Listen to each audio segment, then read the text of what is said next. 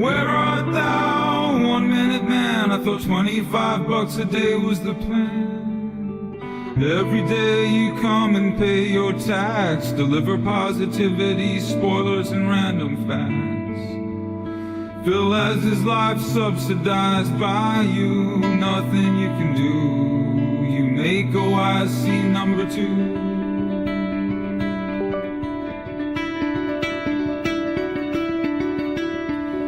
Now you're gone and Phil shakes, hoping you come up on the leaderboard one day.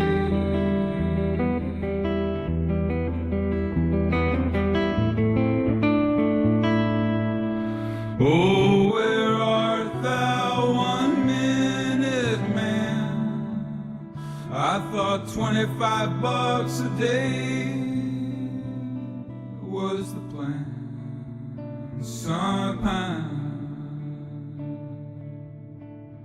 Now stop playing games, you goof. Stop acting like this is Fiddler on the Roof. You start off the shout outs, a call out to your type. Your support sets the mood for the night.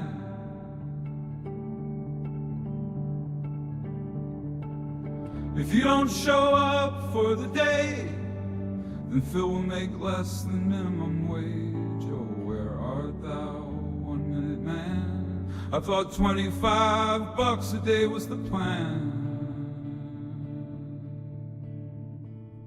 Now stop playing games, you goof. Stop acting like this is Fiddler on the Roof. La la la la la la la la la la la.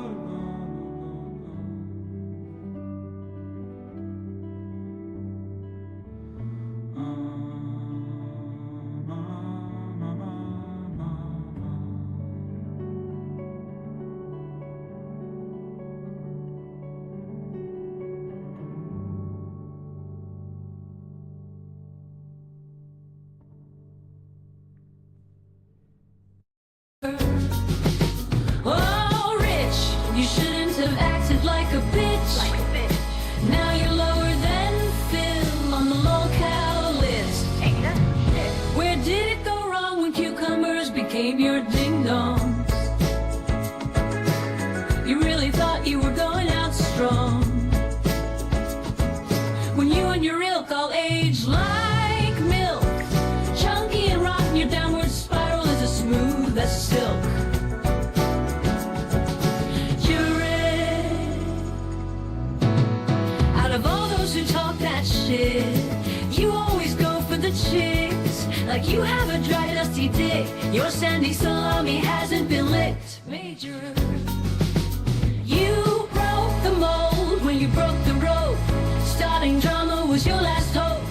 Now the world's laughing at you while you see them cope. You're genuinely an unlikable person, Rich.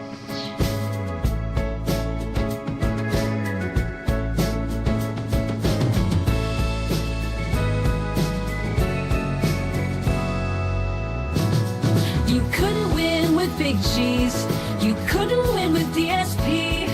Embarrassed yourself in front of that girl on stream and totally imploded right in front of Keem. Get off screen. Please, let's not forget about that guy Jay. What was his deal anyway? Dude looked like he couldn't leave the attic and was fed fish heads all day.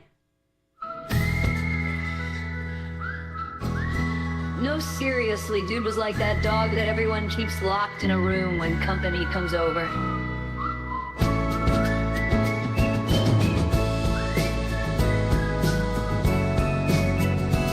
You broke the mold when you broke the rope. Starting drama with Ooh, baby boy, let me see those tips. Those tips. Let me hear the lies that come out of those thin lips. Ooh, I want you to tell me that you need feedback. Feedback.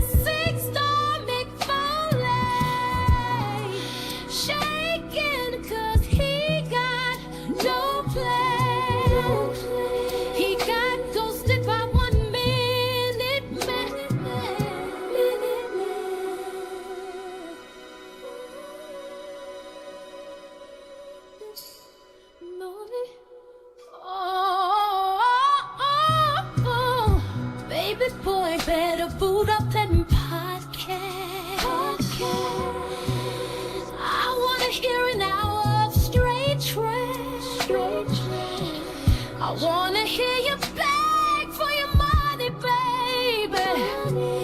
I wanna see a Hail Mary from one of your dummies, baby. Oh yeah. Oh, oh.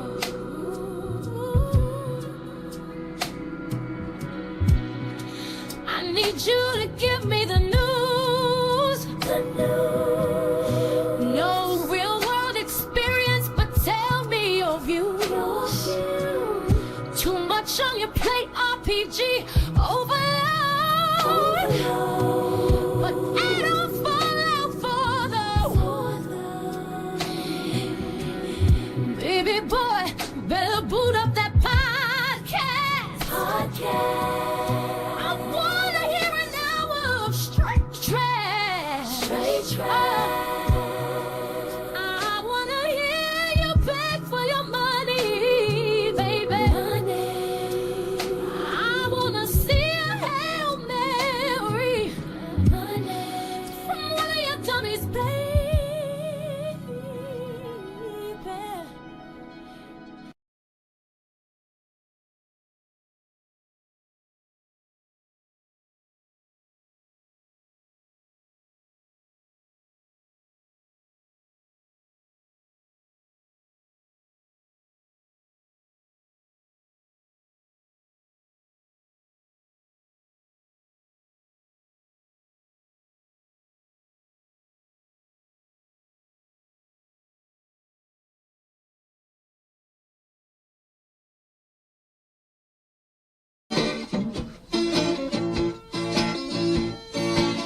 I need help, don't know what do.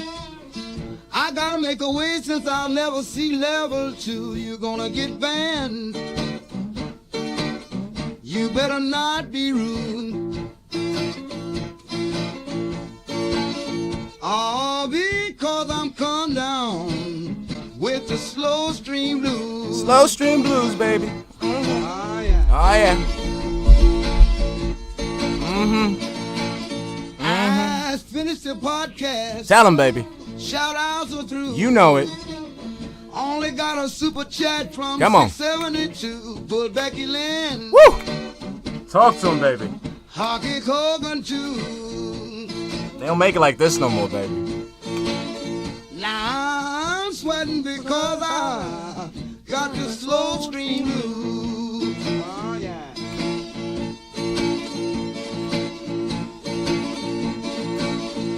Membership from Argentina. He doesn't find it cool.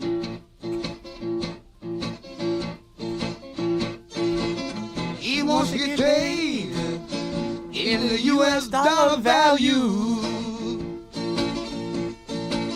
Now his business dying. He's crying boo-hoo. Now he's begging hard because of slow stream blues. Oh yeah, baby.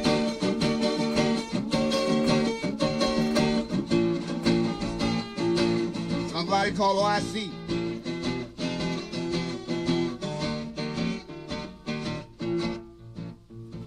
This boy need a vest. All right, ladies and gentlemen, what is up? It is your boy Shinko Fleur. Welcome back to the Glaze State, where we load up the Level 1 podcast and watch Phil do the same shit over and over again. I hope you guys are doing okay. Let me just check something out on my... let me see. Let me just check something on my end. How you doing? How you doing? Let me just mute real quick.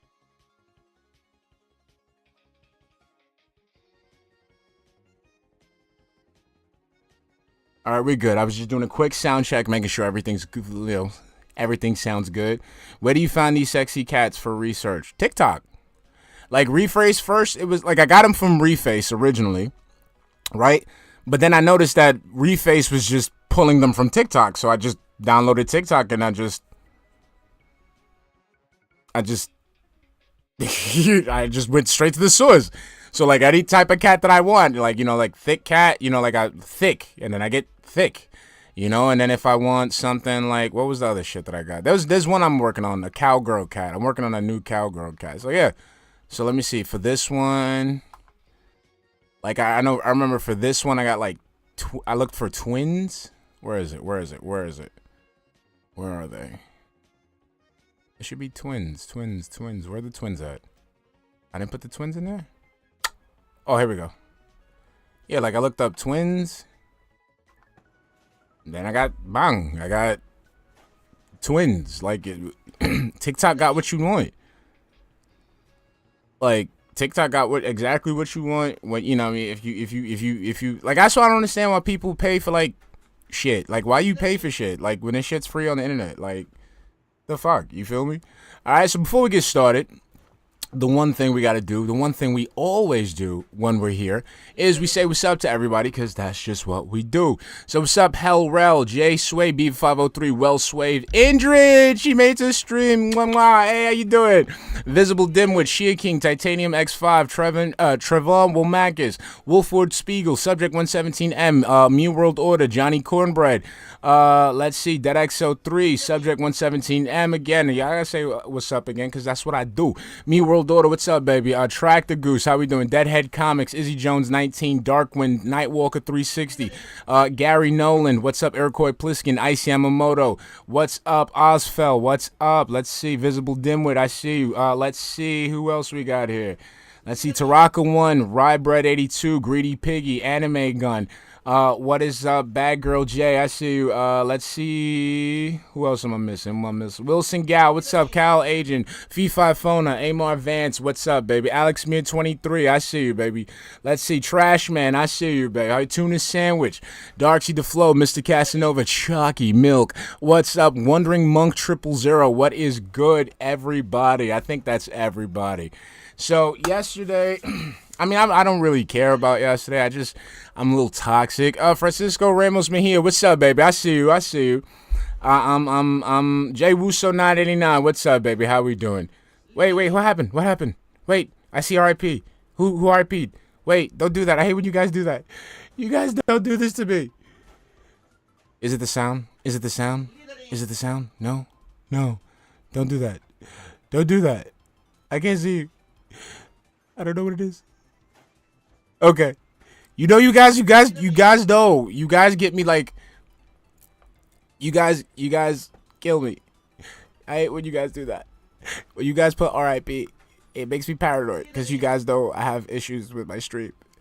You know, you guys know this. You guys know this, man. Let's see what happened here. Let's see, background. What's in the background? Is there double music coming out? Hold on. Yeah, there's double music coming out. Super weird. Let's see. Here we go. Guy with two names. What's up? Guy with two names, but still can't show no haymakers. How we doing? All right, so everything's good. I just wanted to check yesterday's because I'm toxic today. I feel like being toxic. So let's be toxic together, shall we? So let's get it booted up and let's get started. That looks good. I don't hear him. Good morning, everyone. Okay. On today's Level 1 podcast, we've got a lot of news. Sadly, not good. Ladies and gentlemen, Xbox has done it again. They have yet again laid off a bunch of people. Yay. This is probably the 5th or 6th mass layoff this year in the gaming industry. And today we're going to dive deep into what's going on, how to handle it. But there's more than just that. It's not all doom and gloom. There's some good news from Nintendo and others. So, ladies and gentlemen, I will see you for all of this and more on today's episode of the Level 1 Podcast. All right, let's just mute that real quick. All right, let's see. Come on.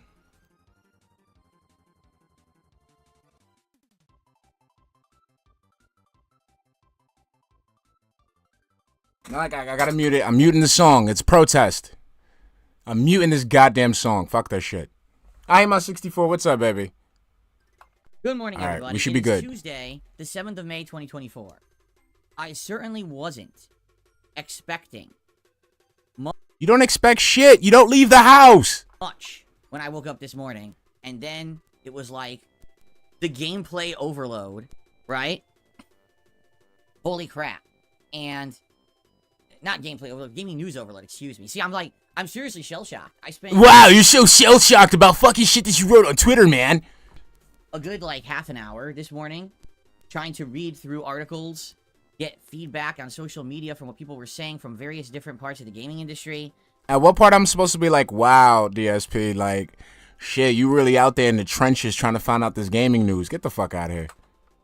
About what's going on right now, because it was weird overnight.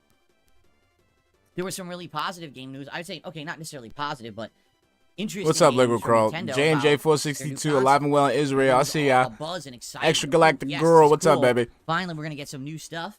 And then Is he low? I think he's low in mine. this morning, waking up to absolutely awful news.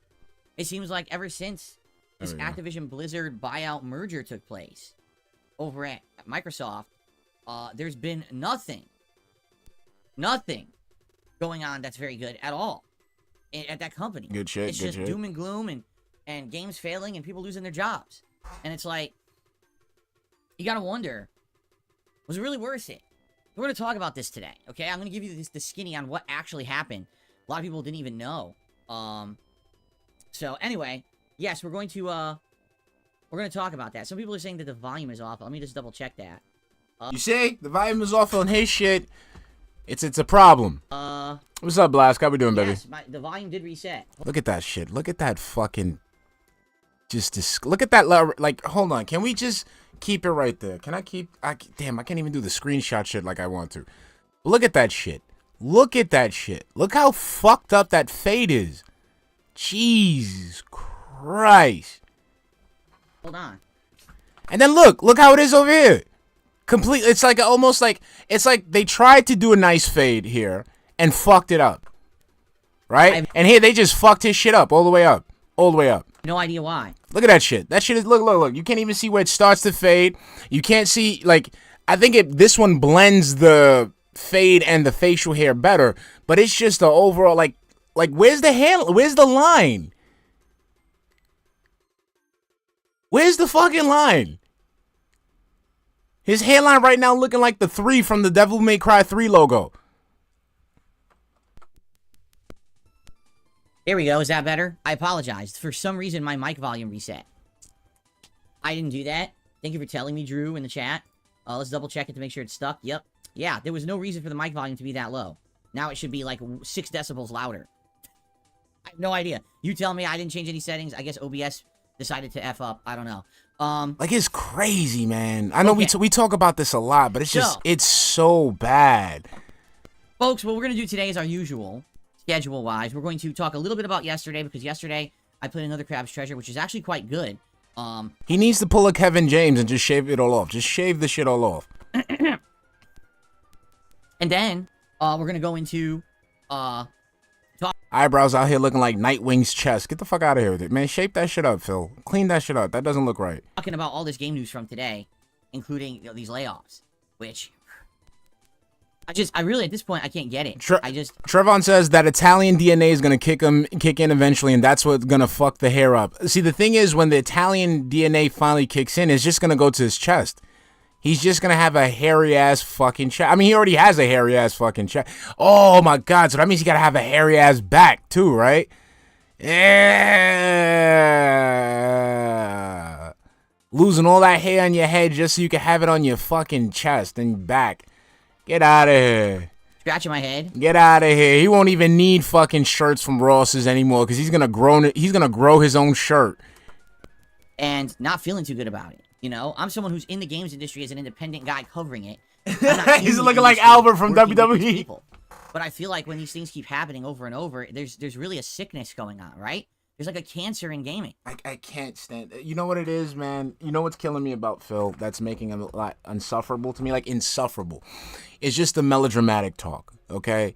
He's like some basic bitch, like live, laugh, love type shit. Like, it's just like talking about, like, you know, there's a sickness going on, okay? All right? Where's the meaning? Where's the passion? There's no passion. That's the sickness that's going on. We need to band together and let these corporations know that we're not going to stand for it. Okay? We're going to go ahead and we're going to plant our feet on the ground. Okay? And we're going to start a grassroots movement. Okay? And we're going to make some waves. We're going to rock the boat. We're going to rattle a few cages. because we just can't stand for this injustice anymore. Like, that's just shut up. And it's eating away. And this is not good. And I don't understand how no one's doing anything about it. You see what I mean? Come on. Like, how we're just gonna ignore it. So we're gonna talk about this today, okay? Anyway, I'm sorry. This is what I deal with, man. Like, when this is shit that I deal, like, when I have with clients and shit like that. Like, it's like fucking rebooting a computer. Like, I have a tough day, and, like, I have to run through all these fucking, like, Excel sheets, and okay, but you still gotta reboot your fucking computer, bitch. Like, I don't give a fuck. Like, it's hard for someone like me. Actually, it's really not that hard, because I watch what you do all day, and you just spend your day in Excel sheets. You don't even answer phone calls. Like, shut up. Just it's like, like you deal with family members like that. Like, dude, can you stop, like, using this substance? The substance is not good for you. You gotta understand, man. It's tough, day to day, just making it. Dude, just lay off the fucking shit. Like, it's just not good for you. That's it. Full day of gaming. Unlike yesterday where I had to take a half day. Like, the worst part for me is when I deal with like let's say in positions like where I gotta do something, right? Like, I gotta do a job. Like, I gotta set up something, I gotta fix something, I gotta have something delivered, I gotta have, shit like that. And I deal with, like, these fucking suits that, like, yeah, we're all about, like, white glove service, and we gotta make sure we do our due diligence and, make sure that we're at the precipice of service. Like, dude, I wake up, like, 2 hours earlier than any one of you, and I'm the last person to leave the office. Shut the fuck up. Like, just shut up. Streaming in order to do those private Patreon React videos and do some stuff behind the scenes. And, like, with Phil, it's the same thing. Like, with Phil's the same. Like, every time he has to talk about something, it's always about, like, some type of melodramatic. You know what I'm saying? Like, when he talks about the trolls, when he talks about, like, when he's brigading to get people to report the trolls or some shit, when he's sitting there bitching about Bobby Kotick or, Microsoft, it's just always something that just doesn't have any real value, and it just preys upon feelings. Like, ugh. With the business, I'm good now. And now, we're ready. Full, fun day of gameplay streaming here today. I certainly hope that you guys are going to tune in for Fallout 4. Because I'm going to be honest, I am nervous about the future of the playthrough. This is a playthrough now we've been doing for roughly 2 weeks. To kind of into the Fallout mania that happened after the popularity of the TV show. And I think it was working fine. And all of a sudden, that last stream that I did... Wait, where's my thing? Had way less engagement and because way less support. You're boring, Phil. That's what happened. You scam the people. You scam the people. You scam the people, them. You tell them it's 60 frames per second, no 60 frames. You tell them it's a big update. They were waiting for the big update and you don't have to update them. They come here, see the same boring gameplay and you begging for the money. Bumba clot. So they know the next Fallout video. Boring as shit, man. Idiot. Like, what happened? We were doing well. Everyone seemed to be liking the fact that I was doing a run completely different from previous Fallout runs. 0 charisma or intelligence. Instead, all based... I'm sorry, I don't have nothing to say. That just sounded funny on its own. No charisma or intelligence whatsoever. Based on luck and brute force. And I think...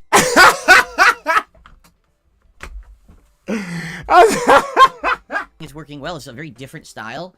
What's up, Nugs? Fort Worth Race, what's up, baby? Previous run. He sets himself. So I hope that you guys will hang out with me for Fallout 4 today. I want more. I'm excited for more. I've been craving more all week, actually. You've been craving it. Was it Saturday?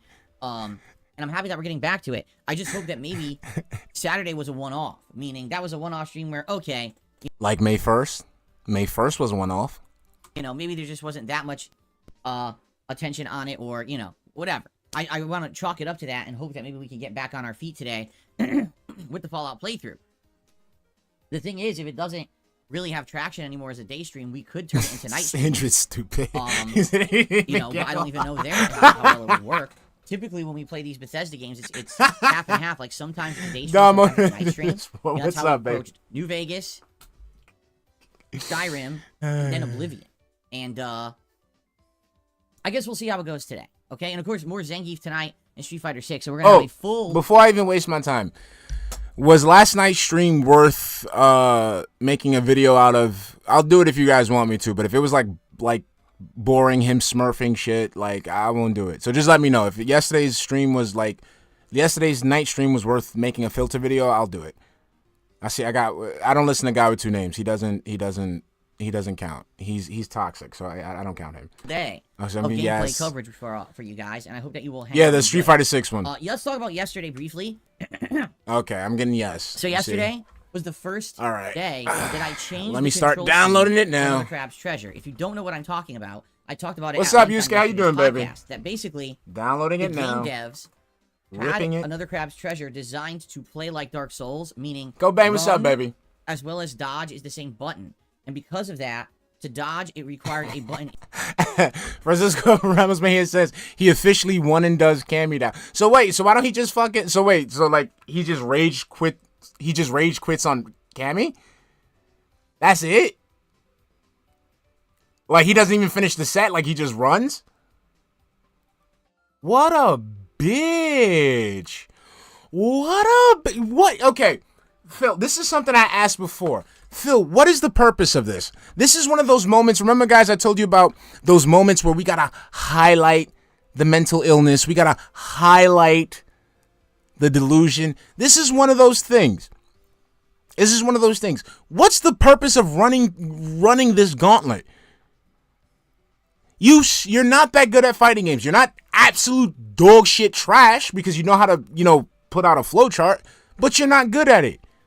So what's the point of you trying to create a narrative where you're good at fighting games when we can clearly see that you're not, and we can clearly see that the only way that you're able to win at fighting games is to create a specific scenario. So for example, you smurfing with a different account, you going to casual, things of that nature. We can see that and come to the conclusion that you suck at Street Fighter. So why do this? You know what I'm saying? I know it's an ego thing, but the thing is, dude, you're not good. And the worst part of it is that you're not good and you refuse to try to get good. What you do is you try to look for some virtual hand-holding on YouTube, looking for the best fucking combo so you can just smash it out and win.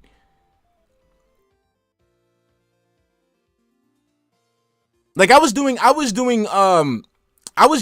the Friday stream. And it's like, dude, it's like if the flowchart isn't there, if it's not completed, he sucks. I was going to do a whiff challenge. With that specific video, and I had to stop. I had spent almost 45 minutes on 10 minutes worth of content, because that's how many 10 minutes worth of the stream, because that's how much he was fucking whiffing. Dude, you're not good. It's okay. I'm not good. It's all right. I'm not good at a lot of things. But to sit there and to try to prove to the world or try to convince the world that you are is pathetic. Input and like, dude, it was one where he was facing Cammy. I think it was the first Cammy he faced. Matter of fact, let's look at. I want to pull it up. It was the first Cammy he faced, and that first Cammy, bro, he fucking did 2 consecutive double whiffs. So he did a drive rush, tried to attack on the drive rush, whiffed that. Then he whiffed a kick.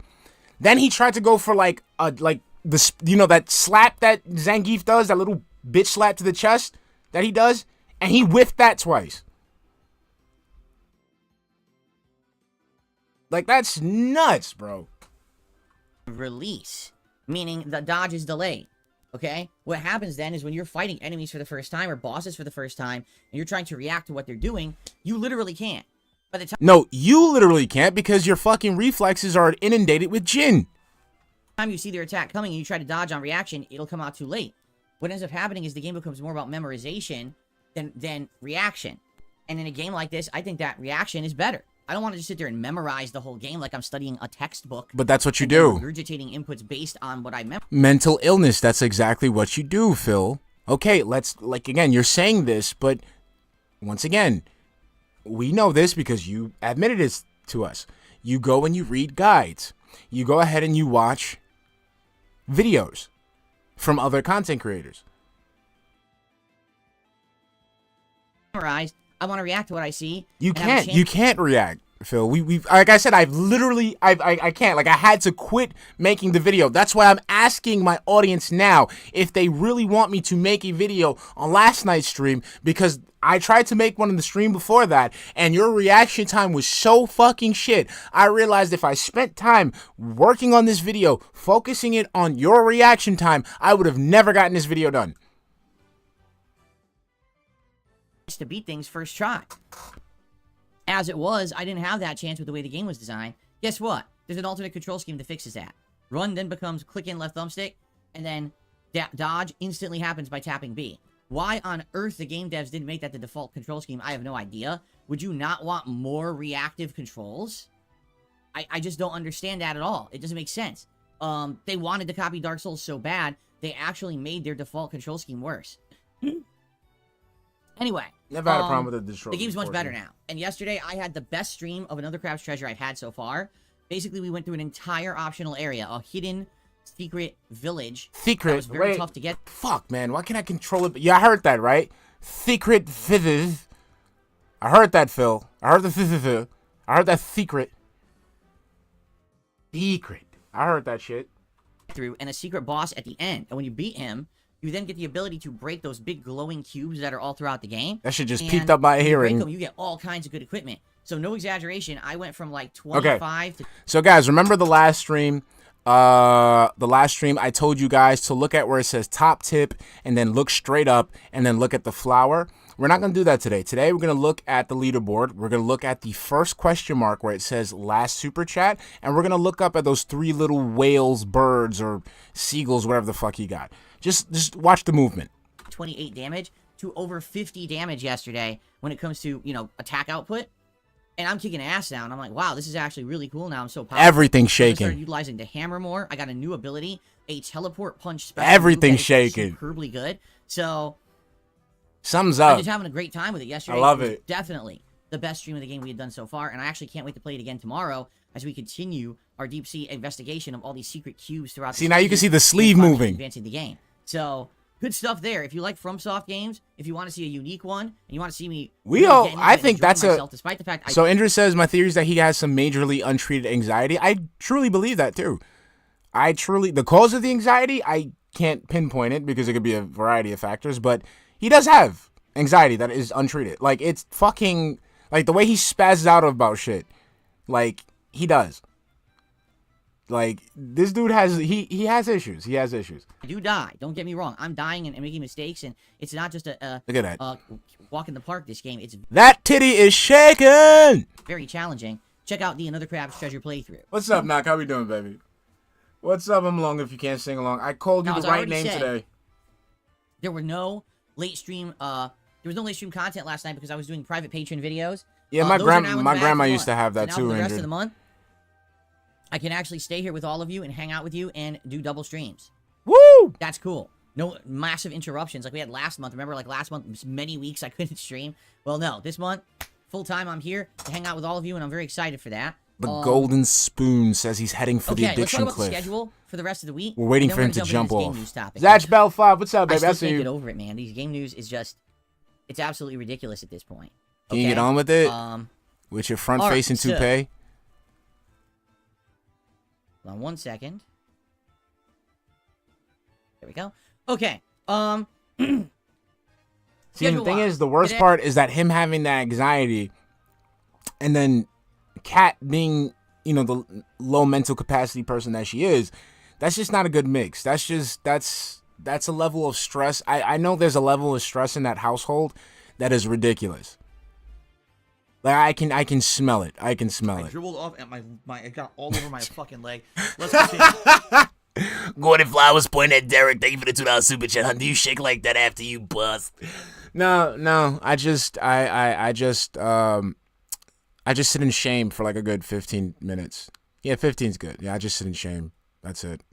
And just wallow in my own shame and self-pity. Yeah, that's a good one. Yeah, we'll go with that. Now I'm playing. Okay, it's more Fallout 4. Yes, the Melee Idiot Savant build continues. Yes, I'm hoping that we will have... Shocky Milk says it smells like stress, shrimp, and mold in the snoof. Ah, you man brought out the crustacean aroma. Have No. a great time together, and you guys will stick around and be a part of the fun. Yeah, man out here said it smells like Long John Silver's in Phil's house. And, you know, I hope that the engagement will come back. I don't know what happened on Saturday. We've had a series of streams that were really good for Fallout 4. Everyone was He said you walk into Phil's house and smell like hush puppies. enjoying, talking, having a good time. And like I said, when people seem to be enjoying having a good time, the support comes with it. And all of a sudden on Saturday, it was like the Long John people Rambo. had lost interest in the game. And I'm like, I don't get it. It's the same game. I'm the same guy. Nothing's changed. So what exactly happened? I'm I'm sorry. trying to figure it out, and you know, I want to give it another chance. I want to chalk it up to maybe just a one-off day. I'm right? sorry. Hope I mean, today the- things will go better for Fallout 4 because I've enjoyed having it as a daytime stream in the rotation. I'm I was hoping to sorry. get another couple weeks out of the game before the new games hit this month. I'm sorry. Okay. I can't.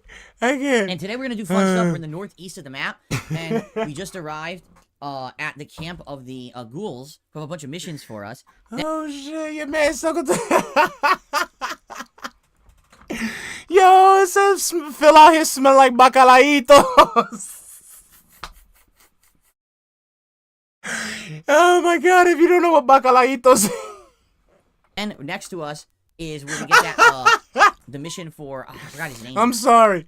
I totally sorry. forgot his name, but we have another mission structure there. And then right next to that is Salem, Massachusetts, which has the Museum of Witchcraft and other missions. So there's like a ton of content where we are now in the game, and I'm just focusing on that stuff today. I figure. I said let's do that. Let's stay in this northeast corner and just go about and see what we can find and maybe get some leveling and have a good time. You should have stayed in northeast part of America. You shouldn't have left Connecticut, man. You should have stayed in Connecticut, bro. Plus, we have Nick as our companion now, which is awesome to actually have a really good companion. So, Oh shit. I'm excited for today. Hope you'll stick around after the stream for a great Fallout 4 session. Tonight on the late stream, 6:45 p.m. Pacific time, it is more Street Fighter 6. Zangief madness continues as I attempt to get Zangief leveled up and to master rank before the big update coming on May 22nd. Okay? So let's see how it goes tonight. Last time around, it was rough going. I did get Zangief a lot more ranking points, but I lost a ton. And I'm hoping to get better at some of Zangief's toughest matchups so that I'm not losing a whole bunch of those matches. He said he loves Zangief. Oh yeah, he loves. He loves Zangief. He's not Zangief. designed to do well in that regard. So yeah. So I hope you'll come back tonight. That's it. I'm gonna have a new. That's it. We're gonna make some new like, you know, bacalaitos. We're gonna make some bacalaitos. I'm gonna make a video on how to make bacalaitos. Okay, it's a codfish fritter. All right, it's very good. It's yellow. All right, got bits of codfish in it. You make it with like this kind of cornmeal type thing, and you know, just probably on a day where Phil might shower. That's what Phil might smell like. You know, like a bacalaito. And should be a good time. I just the allow gifted memberships link isn't Hold on. working for you. Panic. Mighty Option says, I hate the way he talks about his ass gameplay. I hate it too because it's fucking false advertising. Because he sits there and makes it seem like it's the funnest shit in the world. Then you as a new viewer, right, you watch this, you like, yeah, we did this, we had fun, you know, it was a crazy session. And then you're going to go and say, okay, let me go check it out. So then you go check it out and it's just like, guys, it's been like an hour since we had tips. The stream's kind of slow. Let me go stretch. Okay, come back. Oh, yeah, thank you for the tip, No Minute Man. Yeah, thank you for the 20. Like, that's boring. It's probably because those @ references don't work anymore. YouTube broke them. Oh, no, it works for me. I clicked on it and it works for me. I just tried it and it actually worked, so it must be on your end something. Because that I just clicked on it and it literally worked for me and even had the pop-up that said allow. Declan says, I bet you Phil smells more like dumpster elote. I'll get the membership, so it does work. Yeah, that's false advertising. Like I said, the Kabuki theater, that's the part, people don't understand the Kabuki theater, that's the predatory aspect. Because like I said, that's what got me into the mix. It wasn't the fact that people were talking shit about the guy. It wasn't the fact that there was detractor videos. It was these clips of him talking, of him, you know, saying things. And the things that he was saying gave me the impression that he was like an actual, you know, official tissue content creator. But then when I went to go see the fucking content, I saw that it was bullshit. And that's why, like, that's another reason why he gets trolls, because it's just like, you know, it's the hubris of it all. The hubris of you acting like that, and when in reality, you hand out dog shit content. Okay. If it says the allow gift option isn't available on this channel, it means that you have a branded channel and you cannot get a gifted membership. That's what it means. Oh, and that's the other thing. I couldn't believe I missed that. Raven of Chaos makes a great point. You also don't get the begging in his VODs. So yeah, so as an on-demand viewer, you're watching that shit, and you're like, okay, let me go catch this shit live, and you catch this shit live, and it's like, dude, this dude's begging. Okay. Anyway, continuing on here. That's today. Tomorrow. That's it. Philly Mays. Subject 117 says, Phil has always reminded me of late night infomercials. That's right, Philly Mays over here. Another Crab's Treasure stream. another. Yeah, so that's going to be the day stream tomorrow. Is another Crab's Treasure. Tomorrow night, the night stream is completely up in the air. Here's the options that I'm thinking of. Number one, if you want, we can do another Helldivers 2 stream. Okay. I'm down for bringing back Helldivers 2 as a late night chill stream on multiplayer. However, last time that I did it last weekend, when I did it as a night stream, it didn't work. People actually were disengaged and talking about other topics. And yeah, support was really bad on that stream. And I said, I hope it's just a one-off. But then it just so happens this week we were very busy with stuff and didn't get a chance to do one. Ooh. Oh, no, you're talking about Union Way. But I could bring it back and give it another shot. Or we could just do a late night chill stream where all we do is just hang out and talk, which I'd be okay with. Just hanging out and talking. What's up, Grab Option? Having a good time, just, you know, relaxing to end the week. Present tonight, I see you, baby. About once a month. And they usually do pretty well when it comes to people coming by and hanging out and engaging with the content. And a lot of he people gave said up they everything, liked the Kumi. idea He of didn't just hanging give out up with me his rather than family. He gave up having to everything. be you know, dedicated to a game or dedicated to a react. Instead, just kind of hanging out and having a good time, shooting the shit. I'm okay with that too. So how about you let the chat shoot the shit on their own? How about that? You can do that. You can go and play whatever fucking else game you want and let them fucking be disengaged with their, you know, with their conversations. Like that's I don't know. For me, I couldn't do that shit. Like I couldn't. Like imagine you're at a party, right? You're at a fucking party. It's somebody's fucking birthday or whatever. And the fucking birthday boy or girl, whatever, goes out of their way, goes through the fucking crowd, pushes everybody aside, and fucking gets at you and somebody else because you guys are talking about something that has nothing to do with the birthday party. Like, motherfucker, it's fucking conversation. It's a social atmosphere. Jesus Christ, Mad Cat's Minions, what's up, baby? Let them talk. Shit is boring. You want to sit there and be like, oh, you want to sit there and just fucking control the chat and have them talk about you all the goddamn time. You're not interesting. You're ugly. Your head is misshapen. You have body hair in weird places. Your arms are too skinny. Your skin is totally white. Your teeth are jacked up. Your eyebrows look like machetes pointing up. You have a lisp. You don't know what the fuck you're talking about. You're in a sexless marriage. You don't know how to interact with human beings. You don't know how to make coffee correctly. You don't know how to follow simple recipes. People don't want to talk about you. People want to talk about something interesting. He does, Reem. While people want to talk to you, you have nothing interesting to say. You don't leave the house. You don't entertain yourself with anything. Yeah, he can't even make a pizza. He can't even do his wife. He can't even fucking wash clothes. Can't even cook. Can't even store produce properly. Can't drive. You can't fucking spell. You can't even spell certain things. You can't break away from your goddamn schedule. The list is long, man. We're going to derail we only 15 minutes in this goddamn thing. We got to keep going. Let's see what you guys want to do. All right, let me know what you're interested in doing. And we out here fucking. We'll figure it out. Basically, by the end of today, I kind of have to. Look at that. You just can't use the. Look at that. Y'all going into. See, look at that. Y'all fucking going into pronunciations and shit. We going too far. We digging too hard. Figure out what it is that I want to do tomorrow night. Okay. I'm down for whatever. If you have other ideas too of something to do on the late stream, I'm down for that too. Everybody out here, this ain't Festivus. Okay, you gotta wait to Festivus to air for the airing of grievances. It's just that it really is a one standalone stream of just can be anything. The one thing I don't want to do is Street Fighter back to back because I'm also doing Street Fighter on Friday night. You don't want to do Street Fighter, right? So that's why I want to kind of break it out.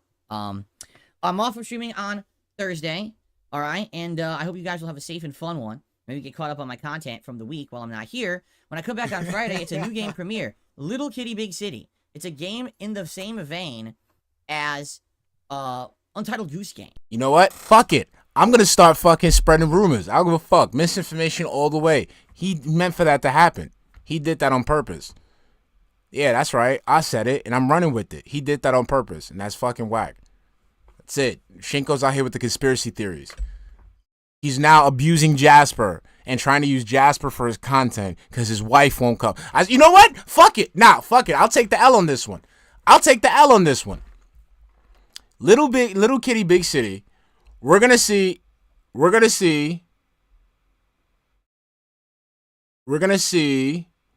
Phil abuse Jasper.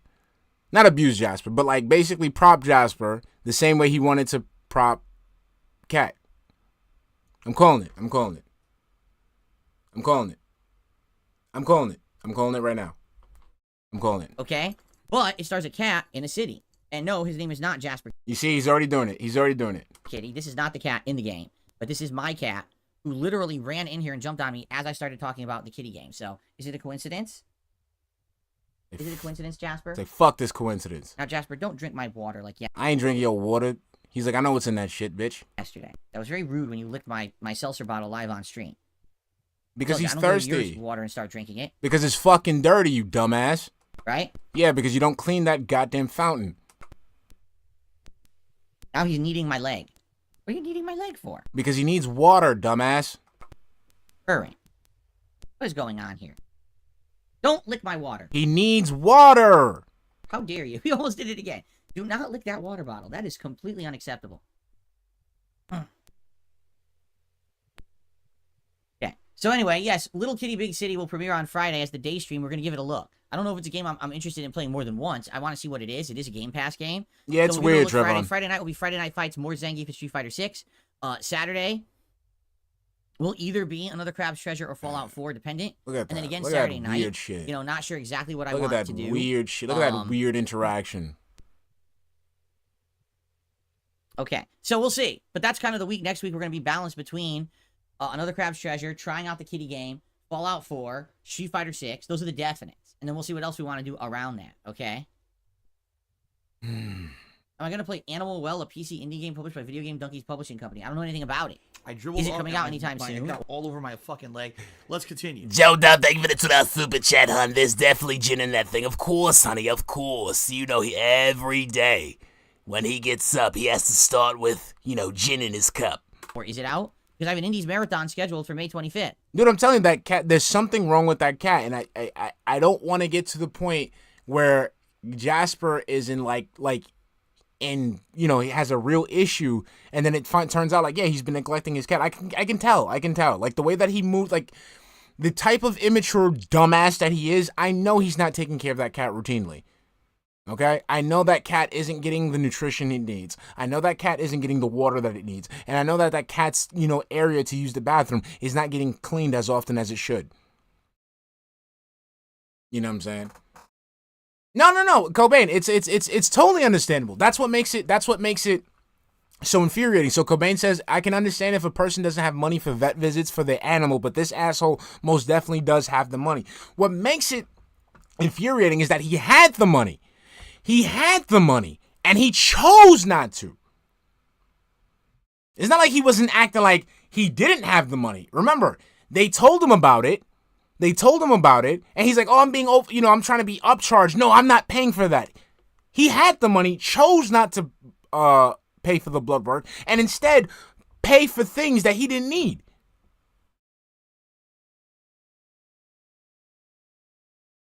And I believe that too. Francisco Ramos Mejia says he is pre-planning his passing.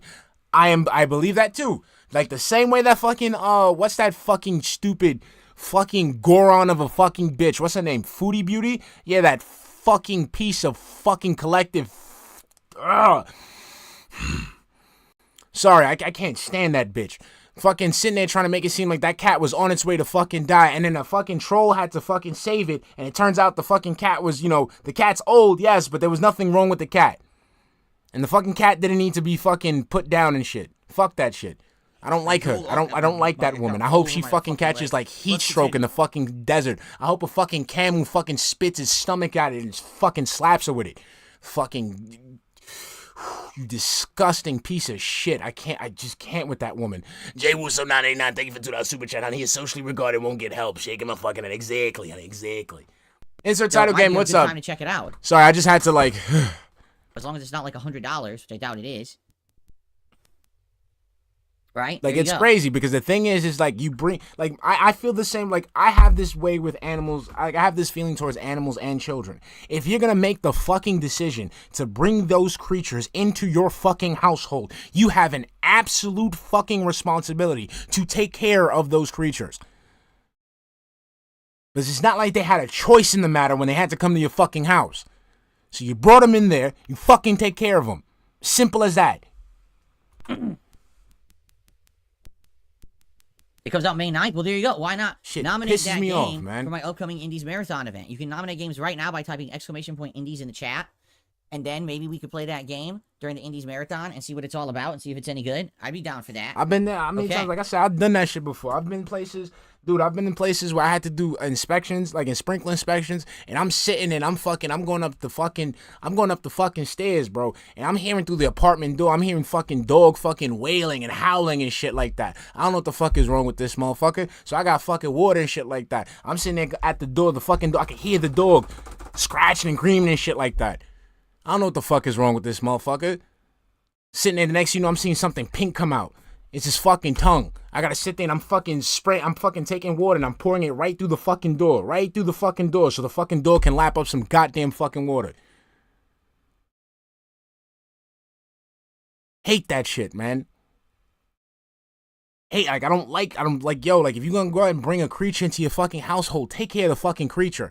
Don't sit there and fucking have it. And the same thing, like I said, some people do this with kids too. They have it just as a fucking status symbol. Or just to say there and sit there and be like, they're responsible for another living thing. So they want that badge, of being responsible for another living thing, but you're not responsible.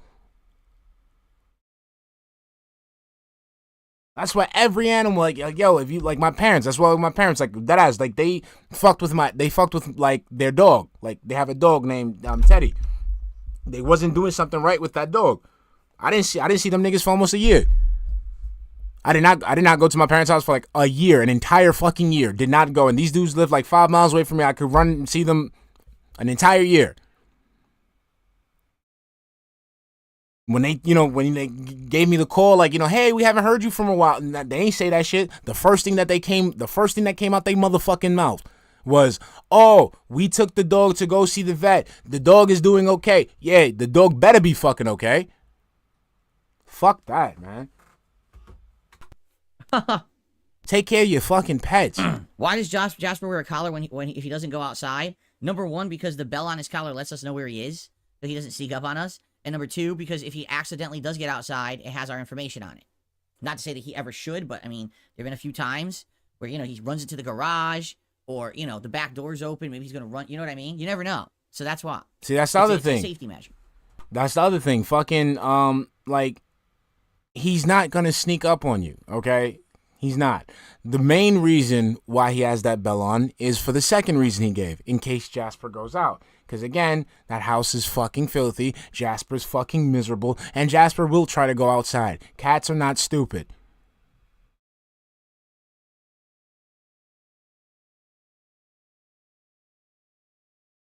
Again, it's just fucking more and more abuse, more and more negligence every single fucking time. Every single fucking time. Okay. So that's what's going on schedule-wise. I already just mentioned we have an Indies Marathon coming. Can't do shit. So when the fucking motherfuckers streaming and shit, he got to be locked in the bedroom. If the wife is there, she doesn't want the fucking stupid equine bitch doesn't want to be around him, so he got to be locked in the fucking office with this stinky ass motherfucker who smell like fish but don't taste like it. So I'm pretty sure Jasper's pissed about that. So yeah, so that fucking cat is incarcerated in that fucking house with dry ass fucking food and dirty ass fucking water. I don't give a fuck what anybody says. I have no fucking semblance of respect for this person, and I will never give any semblance of respect to this person, any modicum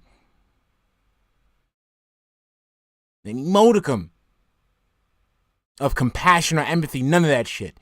Dude, you could go suck a dick for all I care. I don't, this is why I don't really fuck with you like that. Because this is the problem that most people like you bring into the world. You're nothing but a fucking inconvenience. You're nothing but a setback. You're nothing but a problem for everyone around you.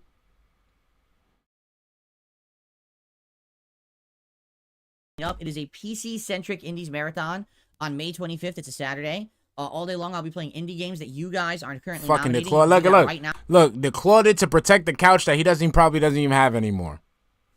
Amazing. Now by typing !indies into the stream chat.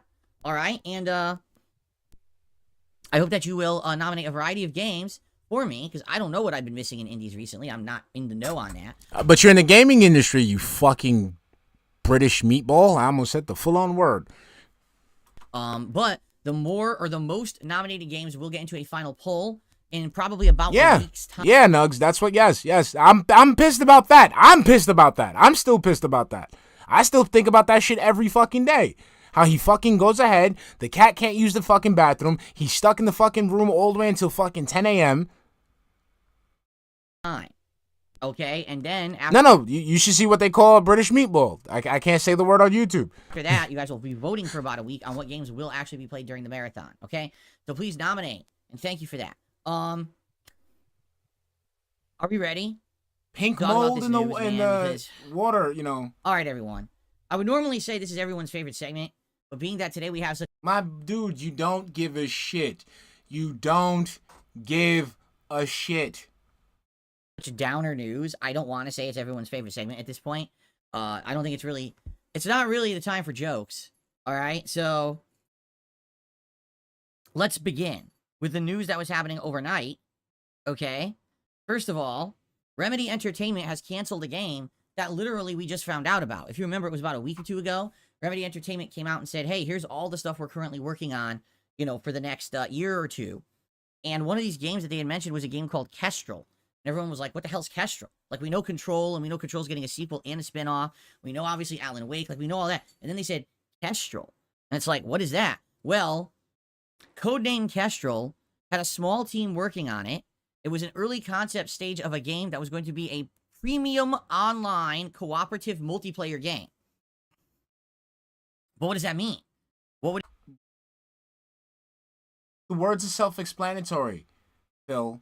I understand that you use your channel to like lure in children, but you know, people are gonna, you know, the people who are watching you, they're gonna understand these words, so it's pretty self-explanatory. Play like nobody knows, and they already canceled it and said, nah, we're not gonna do it. They're just gonna focus on single player content. So I guess that's good. I guess that's what's for the best. If basically they know that their niche is single player experiences, and they just wanted to dabble in multiplayer, and they tried to work on it, and they were like, nah, that's fine. At least they didn't put an insane amount of effort into it before they canceled it. So that's just a little snippet of game news. No one really knew about it anyway, so I guess it's not that big of a deal. Overnight, Nintendo shocked the world. Although I don't find this news shocking at all. Nobody gives a shit what you find, because you can't even find shit. You can't even find fucking things on the fucking screen that you're playing on.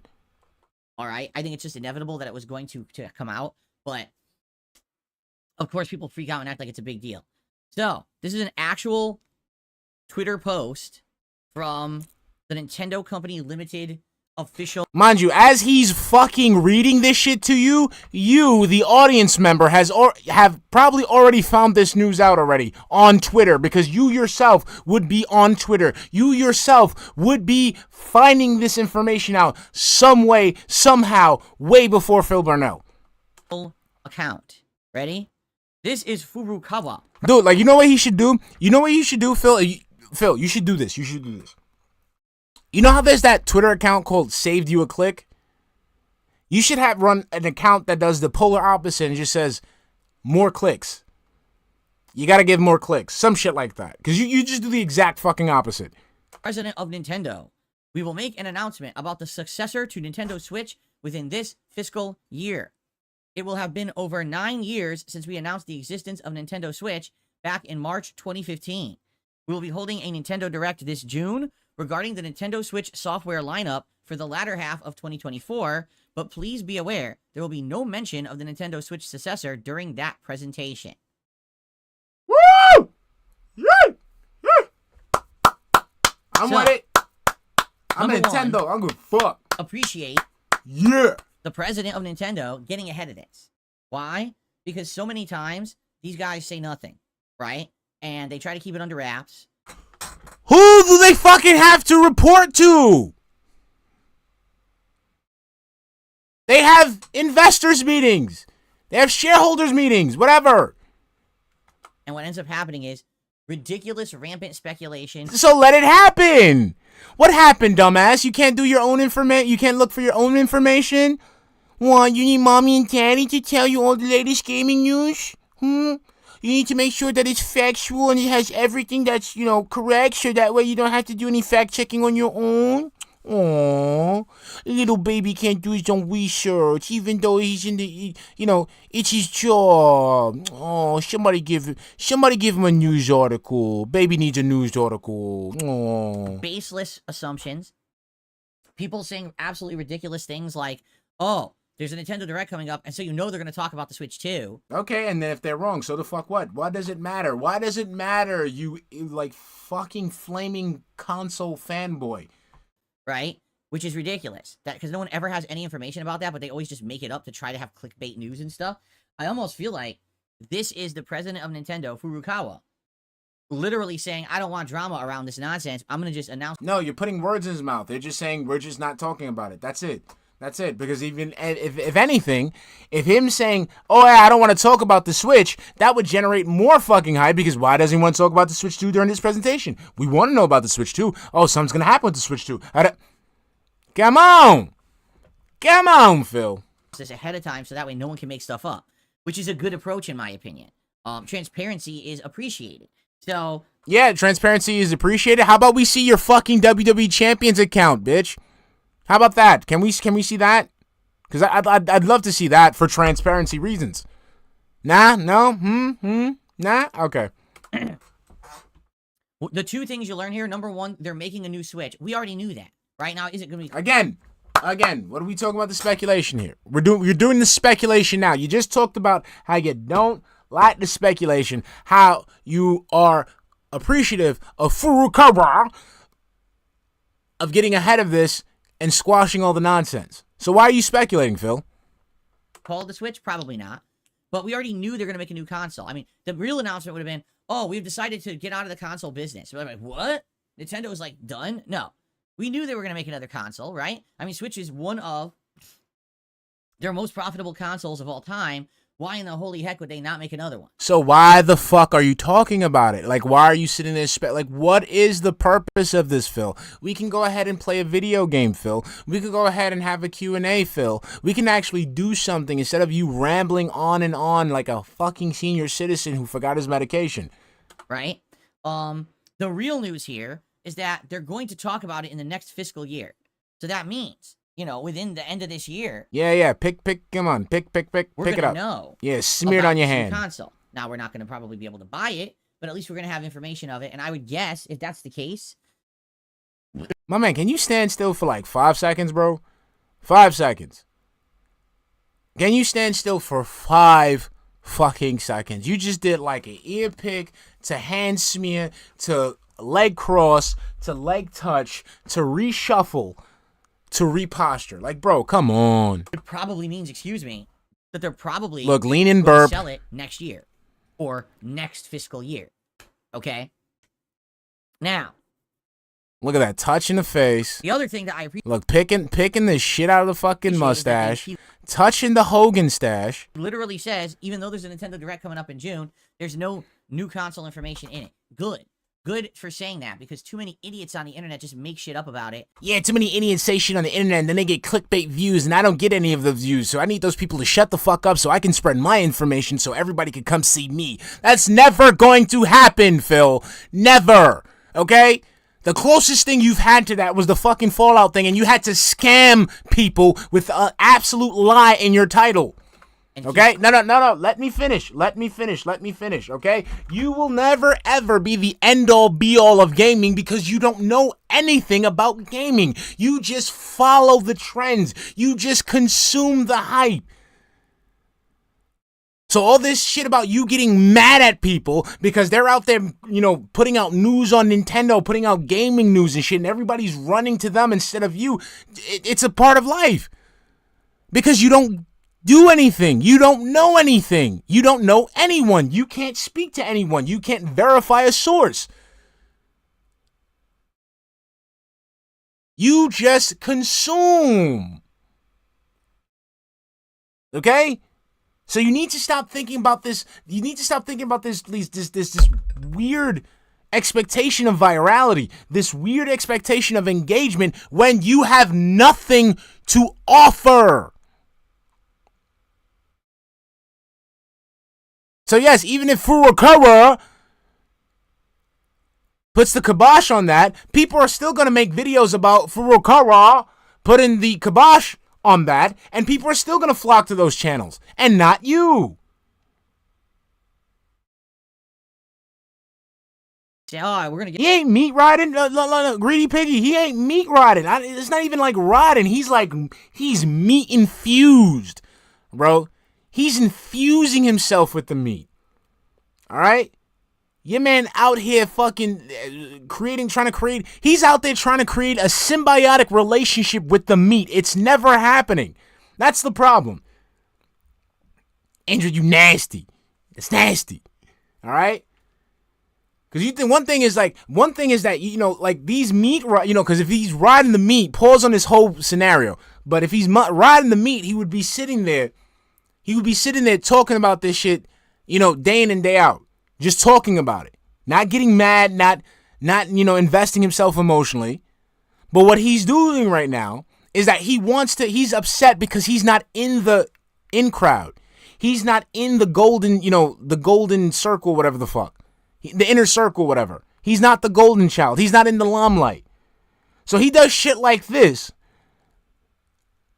to basically slander the other meat riders so he can go ahead and have that symbiotic relationship with the meat. Okay? He wants to be the meat. Because when you think about gaming, you go to DSP. You want gaming news, you go to DSP. You want to know about what's going on with your console? DSP. Because he is the meat. Get all this information about it, and we're gonna. Here's our speculation. It's Here's all our me. hype. It's like, shut the fuck up. You don't work for Nintendo. You don't know anything. You don't neither. So why are we having this conversation? You see what I'm saying? He's trying to fucking scrape off the barnacles so he can be the only barnacle. Just make shit up for people to click on your garbage content. Just like you do. Dude, you're fucking... Yo, my man, your title... Each and every single one of your video titles... Each and every one of your video titles is a legitimate One Piece episode title. Legitimate. I can go right now. We can go right now. We can do this shit live. Come on. Real quick. And I need, you know what I'm gonna do? Every time we see I need that fucking, that soundbite. Remember that soundbite that comes up, like right when the episode starts? That shit. Look at this shit right here. Let's go down the list. Let's go. Let's see, look, right here. Look, we're gonna do right here. Do it live. Let's do it the fuck live. Let's do it right here. Okay, what do we got here? Okay? We got, Say It Ain't So, a 5-star geef? Let's go! Alright? The best geef night ever begins. Streaks and great matches. Come on. All over my fucking leg. Let's continue. Jay Wilson 99, thank you for the $2 super chat. DSP must marinate in hate, so it was written. Exactly. Come on, let's look at today. Let's look at the level 1 podcast that we're checking out now. All right? Microsoft closes game studios again? When will this end? The level 1 podcast. Like, no, bro. Look. We in Fallout 4. Let's do Fallout. Savior Salem, huge levels, then Vault 81. Come on, man. For real? Amazing new weapon at the Dunwich Dig. Like, come on, bro. Let's keep going. Enclave ambush melts spoon. Like, no. I get it, Phil. You're mad at other people who are more successful than you. They deserve the success and you don't. Okay? That's it. They know how to work the game. You don't. You follow a flowchart and you get upset and you blame everything around you when the flowchart doesn't go your way. That's it, bro. Stop sitting here molding because everyone else is more popular than you. That will never change, Phil. Never. The one. Look. How sad is it, bro? How fucking sad is it? How fucking sad is that you just the only person who you will ever get more respect than is Review Tech USA. That's some fucking sad shit. Okay? No one is going to tune into a person who's respected just slightly more than Review Tech USA. Okay? What am I doing? See, look, we got to go back to the One Piece titles, man. Look at it. Like, hold on. Let's do one more. Let's get a good juicy one. Let's see. Let's go down. Let's see. Here we go. Updates! Sony flips on Helldivers 2 plus bugs and chargebacks. Like, Jesus Christ, man. Fucking clickbait shit. And then what do you do? What do you do when you click? It's fucking begging. Begging. Nothing but begging. Let's continue. I said let's continue, damn it. Thank you. And it's stupid because people believe it. They actually build up hype and stuff around stuff that's just nonsensical. So anyway. What'd you just eat? And again, I hope that when they do announce it, it's going to be something better to what gamers would really want. But if we look at Nintendo's track record, the answer is probably no, it will not be. Nintendo is infamous for completely disregarding fan feedback. And they still make fucking money. What was that, Phil? I'm sorry. What is the title of today's Level 1 podcast, sir? Let's look. What is the title of today's Level 1 podcast? Microsoft closes game studios again. Well, moveless end. Damn. You sit here shitting on the motherfucking company that's making record profits on the fucking same stream where you're talking about where another company has to fucking close down studios. My mans. Can we get a mental illness check here? When it comes to designing consoles, right? What do the fans want? We want more powerful hardware on the inside. So you can go get a PS5 or a fucking Xbox, or you can get a fucking PC. So that we can actually have our games look as good as the competitors. Why do you need to do what the competitors are doing, dick face? Right? Imagine a Mario game or a Zelda game that's running in full 1080p 60 frames within cocksucker, I don't care about that because they're fun games on their own. Insane amounts of detail, or hell, even 4K. Who the fuck cares about 4K? Why do I want to need to see fucking Mario's mustache in 4K? Why do I need to see a big bulbous fucking nose in 4K? Really? Do I really need to go ahead and see Yoshi's asshole in fucking 4K? Really, my guy? Do I need to go ahead and sit there and just try to see like what? You want some Nier Automata shit where people could look up fucking Princess Daisy and Princess Peach's dresses or something? Like, why the fuck do we need that shit? It's fucking Mario games. Mario games. They're fun games. They don't need the same fucking AAA mainstream legacy slop that you're consuming every goddamn day. That's why they're fucking fun. Right? My God, it would blow your socks off. No, it wouldn't blow my socks off. And it sure as hell wouldn't blow your fucking socks off because your socks are fucking crusty as shit. They wouldn't blow them off. They'd probably just blow them away into dust. Instead, we got some of the worst looking games and worst performing games. I mean, are you kidding me? Record profits, ding dong. Tears of the Kingdom was a great game that looked awful. And record profits, ding dong. It's just sad that they don't care about being competitive. Instead, they are competitive. That's why they're making record profits, while the company you're about to talk about after this has to close game studios. they always have to have a gimmick, right? We're gonna waggle around with motion controls. We're gonna And you bought the motion have a controls. stupid screen And you bought the stupid screen. controller no one ever asked for or wanted. We're gonna have a console that's not really a home console. It's a hybrid portable console. Yes, and they sell record profits. You want to know why? Because it made portable gaming a viable fucking option. Okay? Yes, I feel amazing being on the fucking train, being on a fucking plane, being on a fucking car, going ahead and commuting, and instead of me having to look at some fucking homeless guy scratch his nuts, I could go ahead and fucking play Skyrim. Okay? Instead of me fucking sitting there and just having to deal with some fucking kid that won't shut the fuck up on the plane, I could go ahead and, fucking shout Fus Roda and shit. It's good. It's amazing. That's why it's sold. Oh, no, but you don't know anything about portable gaming because you don't leave the fucking house. Home hybrid, but now it's weak because of that. Like, how about you just make a fucking console that's good? They did, and that's why they made record profits. Ever think about that? Like, back in the day with, like, Super Nintendo, like, what was the thing that Nintendo innovated? Better technology in the carts, so it looked better than anything else of their competition, and an innovative controller that allowed better games to be developed. Okay, dumbass, didn't they do that with the fucking Switch, Wii U? That they did that already. That's okay, so you're literally contradicting what you just fucking said. Let's take what he's saying into account. He literally just contradicted what he just said a few seconds ago.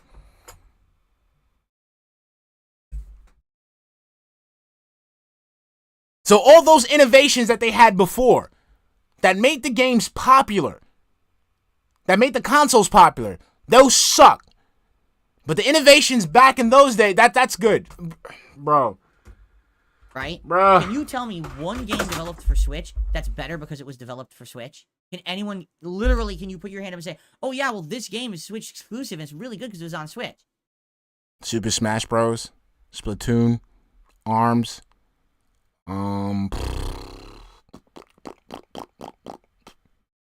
almost every Mario game. Super Mario Maker 2. What's the one that my son plays? He makes games out of that shit. The gaming game. Well, you can make a game and shit. Metroid, Fire Emblem, Astral Chain. What else we got? What else we smoking with? Xenoblade 3. Oh, we forgot about that. Damn, Phil, it's almost like you don't know what the fuck you're talking about. No. Nintendo has lost their way when it comes to what they're good at. Innovation is great, but gimmicks are not. Okay, so how come they're making so much goddamn money, Phil? They need to innovate to make better gameplay experiences. They've been doing that. So what is it? Is it an innovation or is it a gimmick? They innovated. They innovated motion controls. They innovated the way you play a game from from console to handheld. They innovated the way you do portable gaming.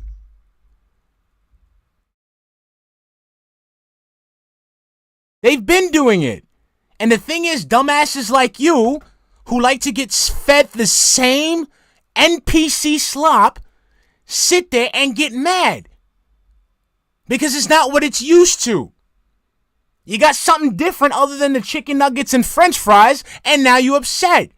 But for somehow, you want Nintendo to innovate on the nuggets and french fries formula.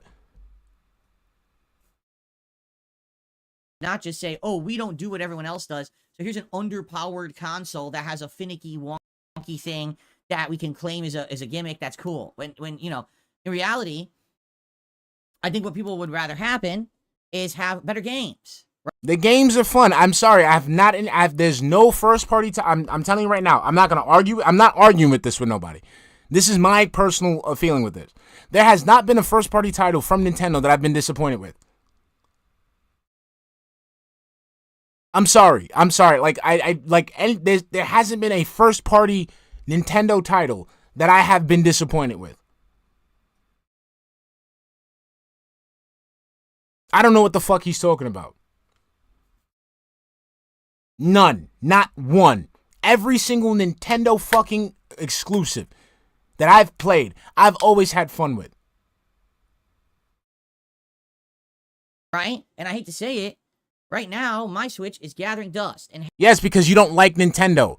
Because you don't sit there, you don't fucking play fucking video games. has been for quite some time. Last few years, right? Maybe we turn that sucker on 2 times, 3 times a year tops. Yes, because you want to consume the AAA slop. Because you're a fucking consumer. Because you have no fucking independent thought on your own. Dumbass. That's right, you'll sit there and talk shit about Nintendo, but if they got something with some AAA hype behind it, your bitch ass will sit there and fucking play it. Phil, the pancakes are ready. Duty streams, they give it a 5 super chat, and Phil complains Sony Xbox puts out mid-gen consoles, has also no new invention. Also complains Nintendo takes so long to make a new console. It's just because, again, he wants the fucking slop. This is the shit that's pissing me off about video games.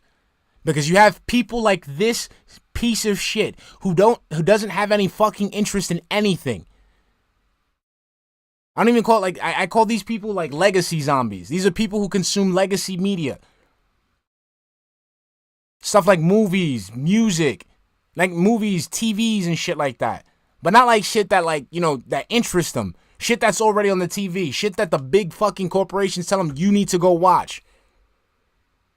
And if it doesn't follow that fucking business plan, they don't like it. Because they're fucking zombies. Like I said, I'm not going to sit here and dick ride Nintendo, but like I said, for me, Nintendo has always... I play video games. That's it. That's all I want to do. I just want to load up the fucking game, play, have a good time. I've always done that with Nintendo. Never had an issue with any... never had an issue with any fucking first-party Nintendo title. No first-party Nintendo exclusive. Everyone that I loaded up, oh man, it's a good game. I had fun. Bong. While the other consoles are constantly being used, right? It's sad. Like, there's nothing to play on that dang thing. Yet they say, oh, it's the best-selling console. I don't care. I mean, again, nobody gives a fuck about what you care about. See, this is, again, let's highlight the delusion. So you're sitting here making a complaint that's unfounded simply because you don't care. So why am I supposed to listen to you, dude? And the funny thing, so Seal says, like Sony has lost its way, yet Phil sucks them off the other day. Exactly. And again, we're talking about this on a stream where he's going to talk about where the competitor has to close down game studios. Like, I literally don't care. If it's the best-selling console, if there's no good games to play on it, it doesn't matter. You know? Just because people who aren't mainstream gamers and aren't people who play games all the time casually bought your console in droves just like they did the Wii, doesn't mean that the console has... Again, what the fuck does that mean? You're not a gamer! You're not a fucking... these are the type of dudes that I want to give $1.50 to in a fucking arcade, man. Like, bro, you don't fucking play video games. You don't. They were literally the pacifier for you to shut the fuck up after you were done eating your fucking hot dogs and french fries.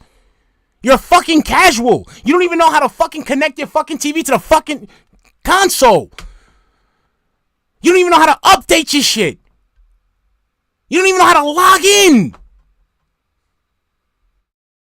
You're not a gamer. You never have been a gamer. You're a fucking poser. You're like me in fucking 2001 with a skateboard. You fake. Games industry. So, yeah, I am sad at Nintendo's track record, and I would hope that with the new console, they will turn things around. Do I have any kind of confidence? No. However, I will say this. We may finally get new titles we've been waiting for. How about an actual new Mario Kart game for the first time in like a decade? That would be nice. Yeah, like it's never, like my thing is, I've always been in, like, the first time I broke away from Nintendo, was when my grandfather got me a PS1, right? I got the PS1, and that was because my grandfather got it for me. He bought it for me, and like it was great. You know what I'm saying? After that, my dad knew like I like Nintendo games and shit like that because I was spending more time at my friend's house playing Nintendo 64 than playing the PlayStation games. Like the PlayStation games, the only real PlayStation games I played were Bushido Blade, 2, PO'd. What's the one I have right? I think I have it right here. Where is it? I think it's called like Bedazzled, Bamboozled or some shit. It's with the fucking Jester and some chick. I forgot what it was. And Rage Racer. And the fucking demo that used to come with the consoles and shit like that. But for the most part, I played Nintendo 64. So after that, like, you know, at my friend's house, because I like the games they played, you know, WrestleMania 2000, Buck Bumble, Glover, fucking, you know, like Paper Mario, you know, Super Mario, you know, shit like that.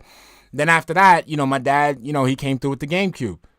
You know, my boys had PS2. My boys had Xbox. I mean, out of the Xbox, the only thing I was looking forward to was Jet Set Radio Future. When it came to the PlayStation, it only came was Grand Theft Auto. You know, Grand Theft Auto. Everything else was Nintendo for me. I played in the GameCube. I played all the fucking GameCube games, man. Beautiful Joe, fucking Bloody Roar, fucking Geist, Tales of Symphonia, what's the one? Okami. I played, was it Freaky Fly? I played so many fucking games for the GameCube. You know what I'm saying? Same thing with the Wii. When the Wii came out, no bad games whatsoever. No bad games whatsoever. GoldenEye 007, I forgot about that one for the N64. When I played the Wii, all the Nintendo games that came out for the Wii was amazing. The only game that I was disappointed with, and it wasn't even a Nintendo game, it was a fucking Tales game. It was the sequel to Tales of Symphonia, where it just felt like a rushed product. The story was rushed. I wasn't a fan of it. But other than that, every game I played was amazing. The fucking Wii U. I'm sorry, I'm gonna be 100 with you. I don't think I could have gotten the same experience out of Assassin's Creed Black Flag from the what was it, the PS3 or like the PS3, the Xbox 360 or whatever, as I would have gotten the Wii U. Because that was an amazing for me to sit there and have the map right there, and for me to have be able to look at the screen and shit. Pandemonium, that's the PlayStation one. There we go. You know? Oh, Ace Combat 3. That's the other one I remember, because that's the one that got me into Ace Combat games. Ace Combat 3. That was the one where like the background was kind of like, it was more like, it kind of reminded me of what's that Persona number 3 or something like that. Person number 3 or number 3, Parasite number 3, the one with the chick where she does like the Bayonetta moves and shit. That one. You know, the Wii U, and then after that was what? After the Wii U is like what? The Switch? It's a Switch, and the Switch again. We've been playing games forever.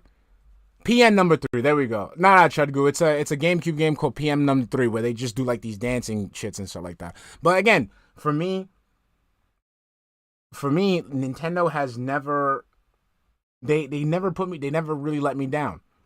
Never really let me down. Do you ever play Ape Escape on the PS1? I played the demo of it. I never played the actual game. But I don't know what this dude is talking about. Like, I'm about to derail just because of Nintendo, because this motherfucker. New Mario since the launch of the Switch in 2017. That's a 3D Mario. And Odyssey was amazing. No, Anime Gun. I would like... No, I don't like Parasite Eve. I don't like... Yo, fucking Parasite Eve and fucking Resident Evil 1 fucked me up. Okay? I'm telling you right now. The first Resident Evil that I've ever played, the first Resident Evil I played, like legitimately played, was 4. Okay? You wanna know why? Because that first fucking instance of Resident Evil, I'm sitting there and I'm like, yo, here's the skinny, right? We're in this fucking house. We all got some guns and shit. Let's go back outside. Let's go right the fuck back outside. Why? Because I watch too many fucking scary movies. I know it's not a good idea. It's not a good idea. A good idea to go ahead and traverse this fucking house in the fucking middle of the night is scary as shit. We some special ops Delta ass motherfuckers. Let's go out the front door. Let's shoot our way out. Get to the, let's do it. All right? As soon as I open that motherfucking door and they cut to that cutscene with that fucking dog coming right through the motherfucking, I could have sat there like, again, I'm a practical motherfucker. My first instinct would have been, yo, let's go shoot that motherfucker. I would have got mad and be like, yo, why can't I go back out that door and shoot that motherfucker? No, I was so fucking terrified. I fucking turned off that fucking PlayStation, took out that fucking disc, put it right back in the fucking case, and never touched it again. Okay? Okay? And then I was like, you know what? You know what? Parasite Eve is coming out, right? I mean, they got Parasite Eve. That's like, seems like a good game. Maybe, you know what? Maybe I was being a little too much, of a bitch, and I should try Parasite Eve. I didn't even get to play the fucking game. You want to know why I didn't get to play the fucking game? Because the fucking demo trailer with that fucking virus infecting everything, and it's infecting that goddamn Tyrannosaurus Rex, is infecting that fucking big ass huge fucking rat, and is infecting that opera singer. I'm like, yeah, fuck Capcom.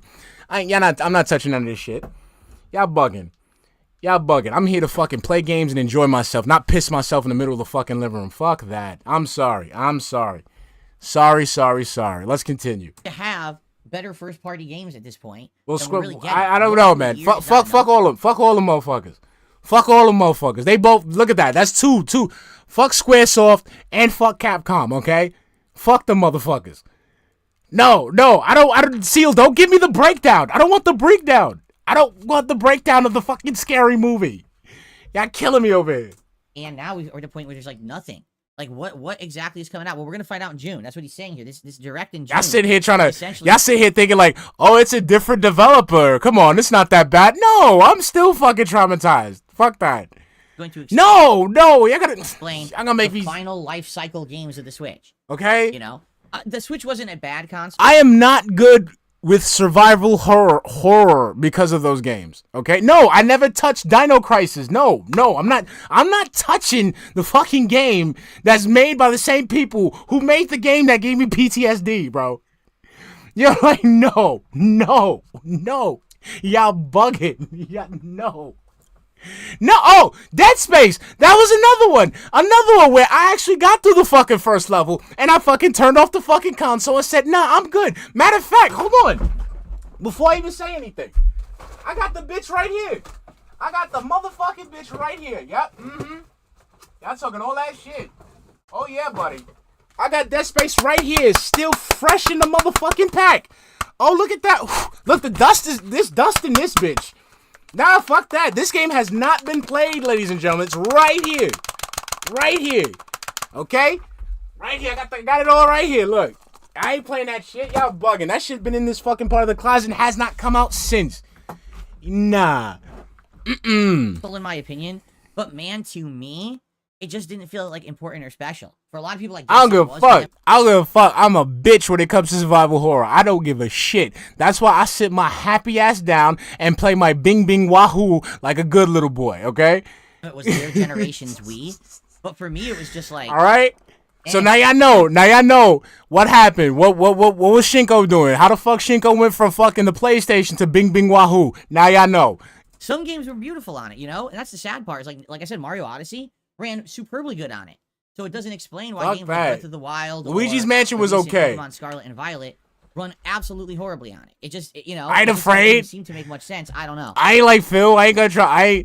I ain't like Phil. I ain't trying to sit here and put on him for no ego shit. I was like a bitch, okay? I screamed like a bitch when that fucking dog poked his head through that fucking door, all right? Like a legitimate, like I did like a, like I can't even do the pitch that I made during that scream. I can't even replicate it now. Like I think I did reverse puberty when I hit that shit. Like I can't do it. I literally can't do it. So I shrieked like a bitch.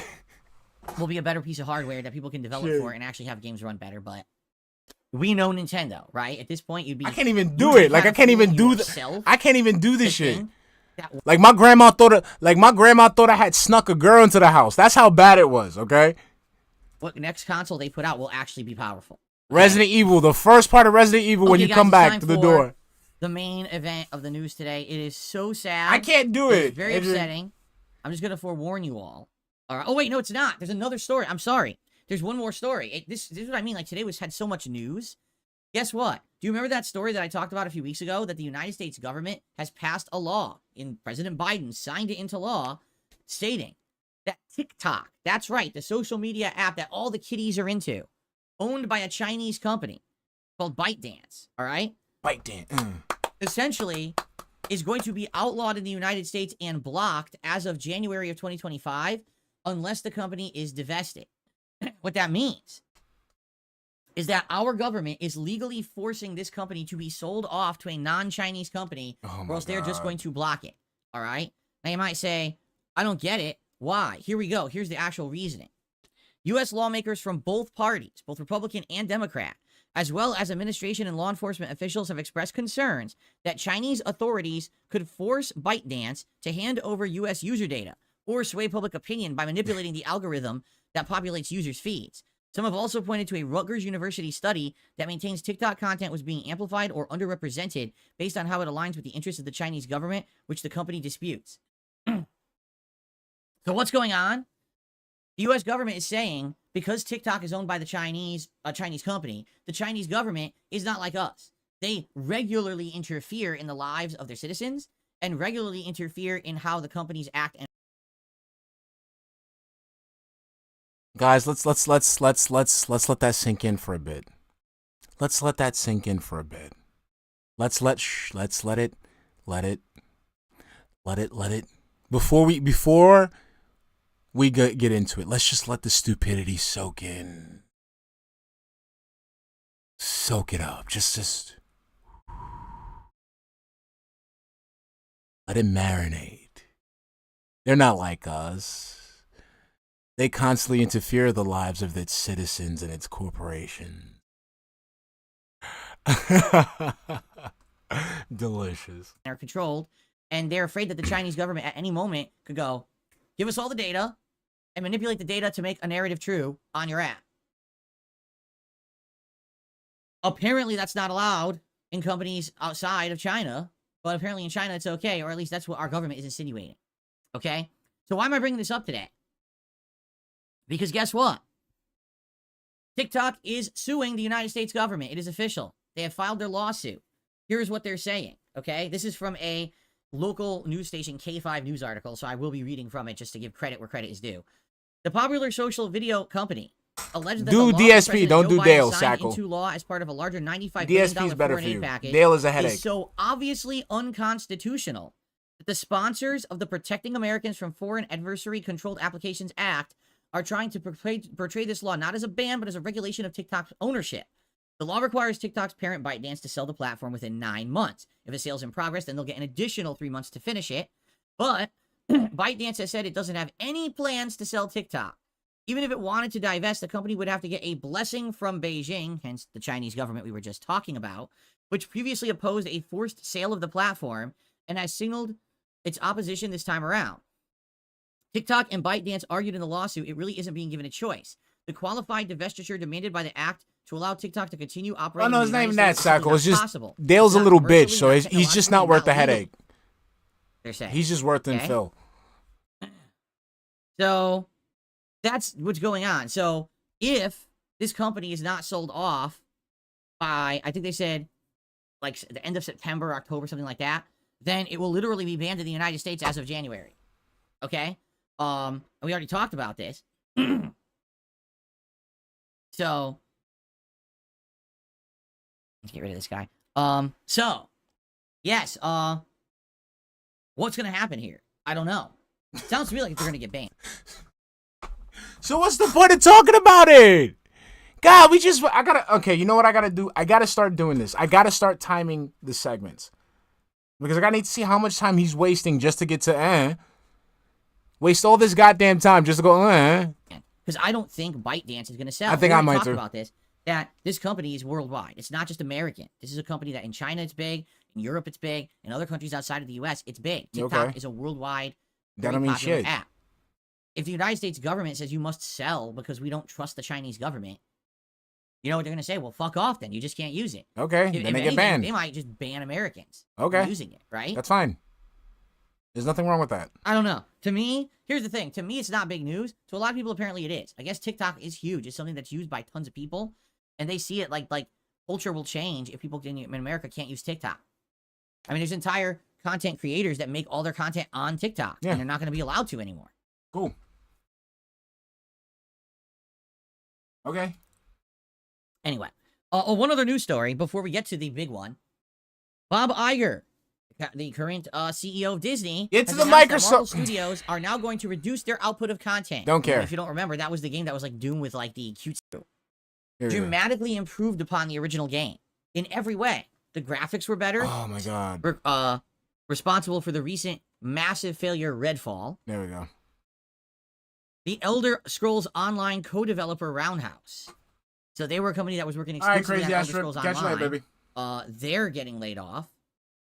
Alpha Dog, who is made Mighty Doom. If you don't remember, that was the game that was like Doom with like the cutesy characters or whatever. And I think that was, I don't know if it ever hit consoles, but I think it was a mobile game.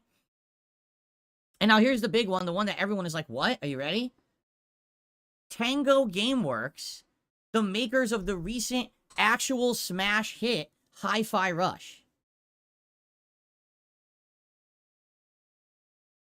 Okay. What? What? But wait. This is Microsoft, right? What? The guys that, you know, they do better than Nintendo? What? Huh? Huh? They just made a hit game. They gotta close? Ugh. What? Huh? Remember? It was the game that everyone was talking about last year that no one even knew it existed. And then they dropped it on Game Pass. I think it was February 2023. And people played it and were like, whoa, this game is seriously good. So if this is an idea of what Tango Gameworks can do, this is amazing. The game actually won awards. What? And they still gotta close that what? For sound design and all kinds of stuff.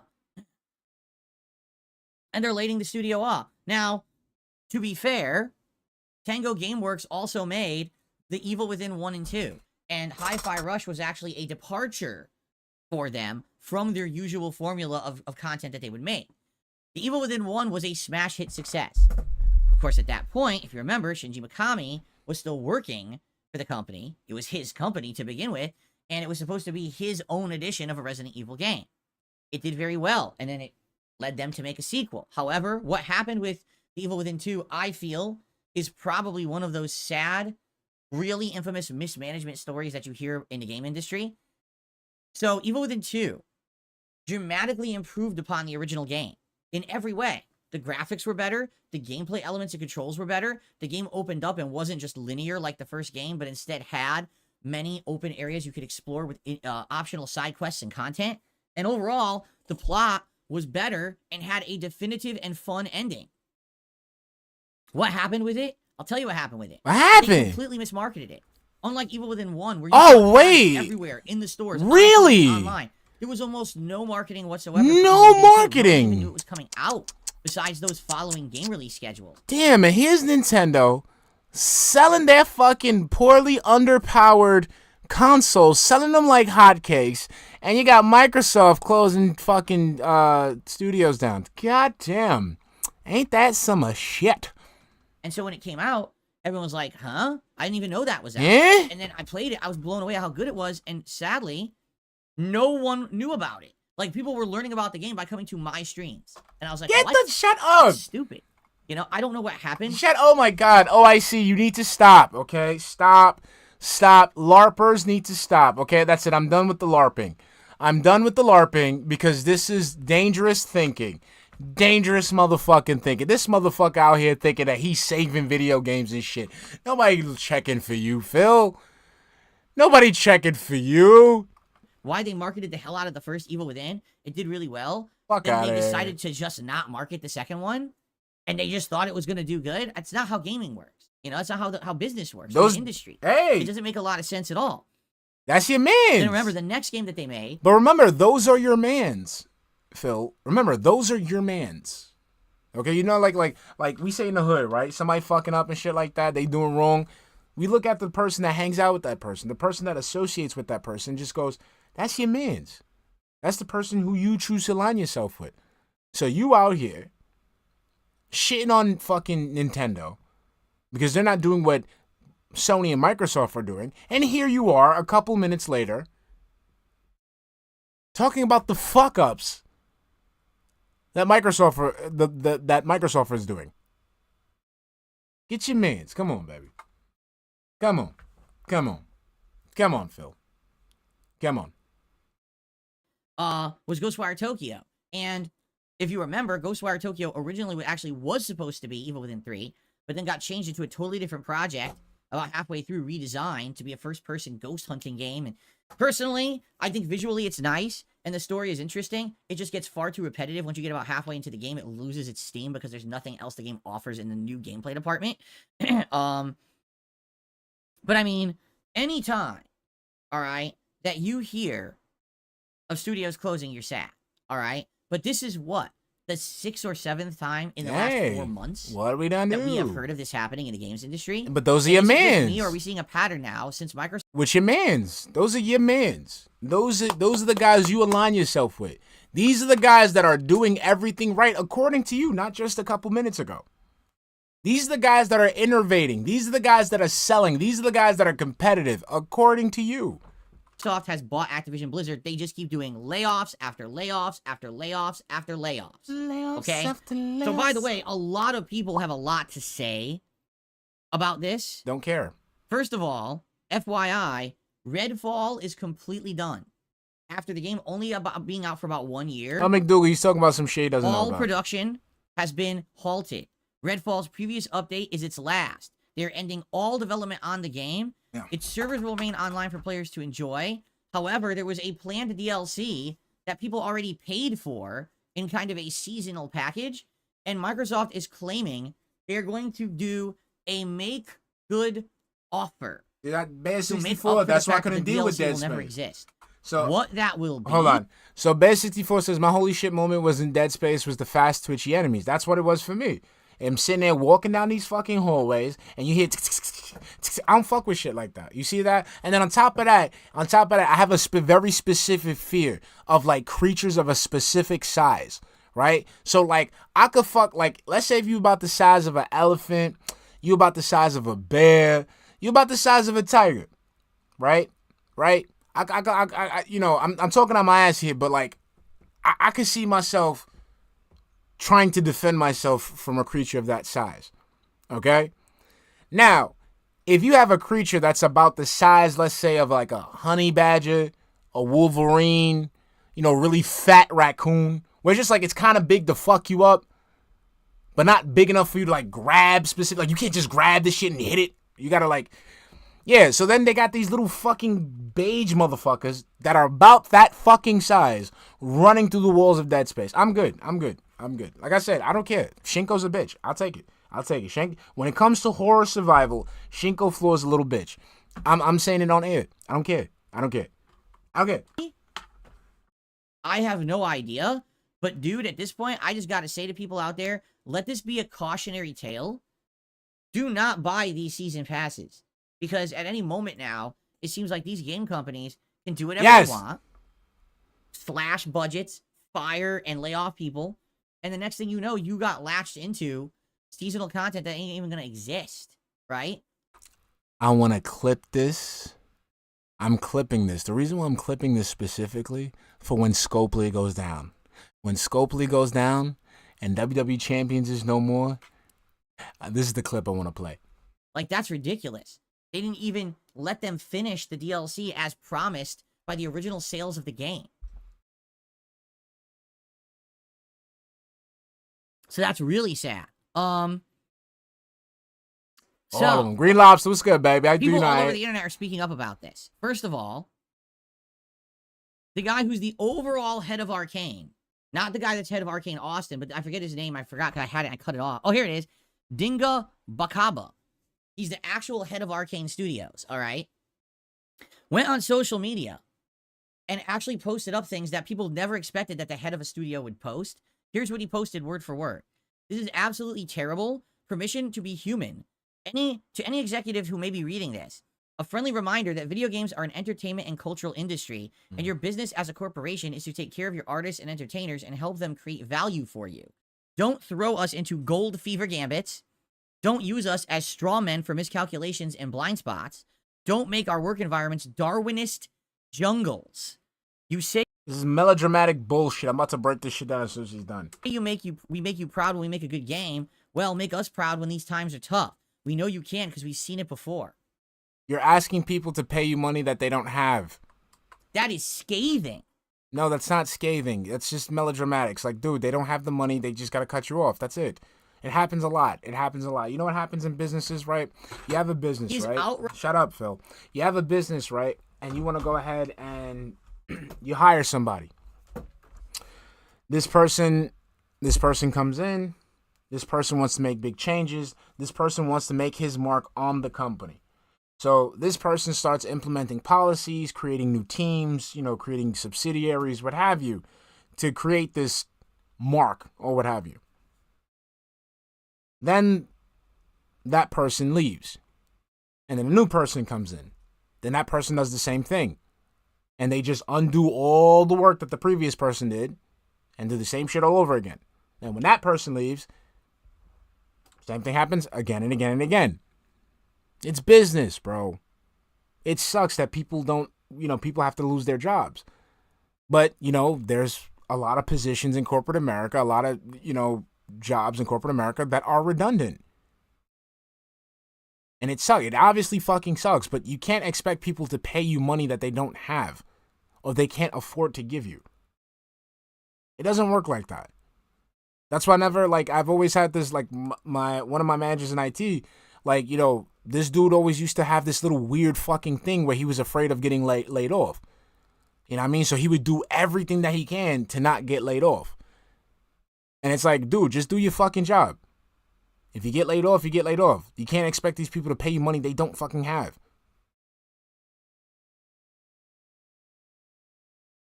It is what it is. It sucks. It really fucking sucks. But, Phil, you can't expect, the world doesn't work like that. You are a part of this small group of people that have a dangerous mindset and dangerous and almost immature mindset of things staying the same forever. And it will never work like that. And it's weird coming from a guy like you who just bitched about innovation. If these people are, it sucks that these people lost their jobs. But if these people are, of any value, they can find another job just like that.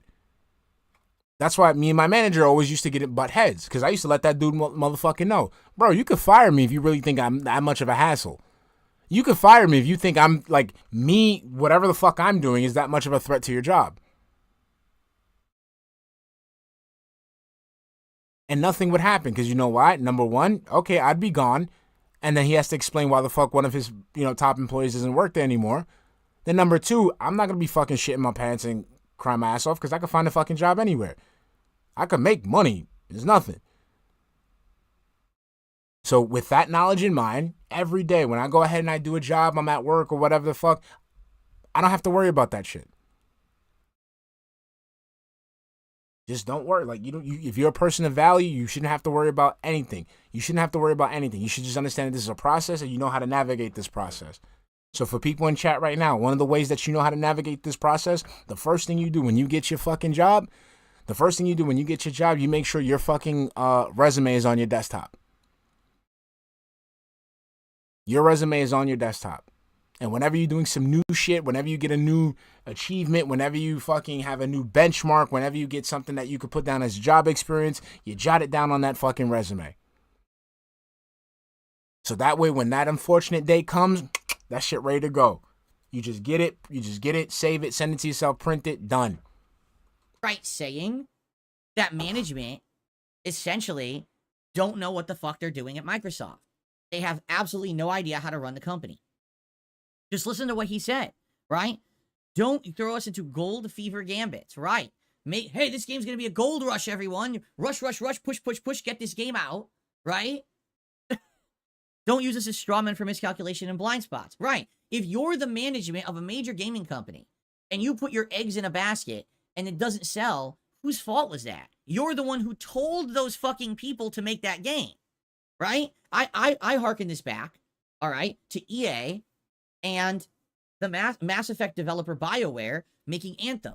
Literally, BioWare told EA, we don't want to make this game. We are not good at cooperative online experiences. We're good at single-player narrative-based games. Let us make what we can cook. Let us cook our specialty. To which EA said, no, make this game because it's hot now. They ended up putting out Anthem, and it's the biggest flop they've ever made. And now they haven't put out a game in so many years, it's ridiculous, right? So what essentially Mr. Bakaba is saying is that management at these companies are making these big gambles on these ads and certain genres. oh, this will print money for us, this will print money for us, this will print money for us. And then when it doesn't, they blame the developers. I mean, the thing is that the Xbox, like, no, the Xbox, the Nintendo rant is funny because the thing is, it didn't make me mad because the thing is he's bitching about Nintendo, but Nintendo makes money. Nintendo makes money, more money than the fucking studios that he sucks dick on. So. Who were ordered to make the game. You're the ones in charge. You're the one steering. Like, at this point, I'm not even mad. It's just like fucking, like, it's just dumb. Like, he's just ignorant. The ship. This would be the equivalent of a captain of a ship, literally with his hands on the fucking steering wheel, driving it into a cliffside, and then blaming his crew. Why did you do that? See, the thing is, like, pirates, they don't really just, like, drive a ship like they would a car. So, you know, there are people that look out for the captain and let the captain know which way to turn and steer and shit like that. I'm just gonna keep going. Captain, you're the one. You have the fucking helm. What the fuck are you talking about, you idiot? You know? And then keep going. Don't make our work environments Darwinist jungles. So essentially, survival of the fittest. You know what that means. We all know what's going on in game development. We know the climate. We know how it works. They are forced to be overworked. They are forced to work insane amounts of hours. They are forced to crunch, crunch, crunch. And essentially what he's saying is those who are able to do it seem to be getting rewarded. You know what? I'm going to do it. Fuck this shit. You know what I'm going to do? I'm going to do this. I'm going to open up my own gaming studio. All right? I'm going to open up my own gaming studio. And I'm just going to get a bunch of bunch of undocumented workers. And I'm just going to teach them how to code and how to develop games. And then that way they can work the crunch because they're used to crunch. So I'll have them work the crunch and then we'll put out AAA games and then make all the money. I got it. That's it. So that's it. They work too hard. They're not getting paid enough. So I'm going to get undocumented workers. I'm going to teach them how to code some games. We're in here. We're in here, baby. I'm going to save gaming. Applauded, promoted. And those who are just normal fucking people and want to have a normal job are being basically told, well, survival of the fittest, too bad. Right? Right? It's pretty fucked up. So, and again, this is a big scathing statement. That's what I'm saying. But Trash Man, we can always give out the unfinished product and patch it over time. Like, we could patch it over time. That's what we could do. We could just release, like, a nice little base game, you know what I'm saying? And just patch it, intentionally give them a broken game and then just patch it up. You feel me? You know what I'm saying? In the game, trash talking out. Taraka One, what's up, baby? I mean, Shinko, whatever's under your skin in the game, trash talk the fuck out of it, mock it, talk yourself up. Okay, see, Taraka One is talking about, so I'm gonna pin this. This Taraka One is talking about my, like, what's the word I'm looking for? Irrational fear of survival horror games, okay? You say that we make you proud when we make a good game. We'll make us proud when times are tough. We know you can because we've seen it before. So he's saying is, why is it that when we make something good, you say good job, but then you don't actually try to figure out the root cause of what happened or even help us at all when a game goes poorly? Instead, you just lay us off, right? That's your job. Right? It's kind of fucked up. I agree. Again. But that's your job. Do you really think that the people who made Redfall sat there and they said, today we decided we're going to make a bad game because there's just too many good ones out there? I mean, we made the Thief series, or not Thief, we made the Dishonored series, we made Prey, those are good games. We made Deathloop, that's kind of a debatable. Critics really liked it, other people didn't, but at least, it's at least overall positively received. We decided now we're just going to make a turd. We're going to sit down, we're going to put all this time and effort into making a really horrible game, right? I'm sure that's what they did. I mean, that's what all these game developers do, right? They just decide actively to make trash. Of course, right? I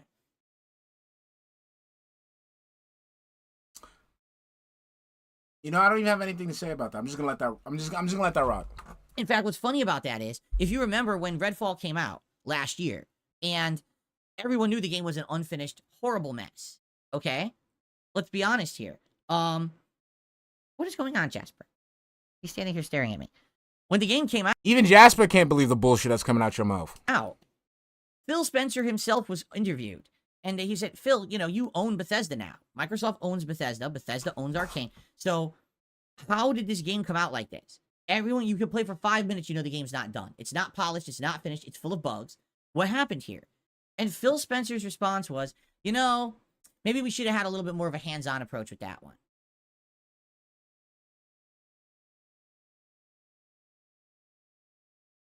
So let me get this straight. You bought a company. You dictated they put out a certain amount of games, a certain style, and then you literally never checked on any of the projects. You just let them do whatever they wanted with no guidance, no help.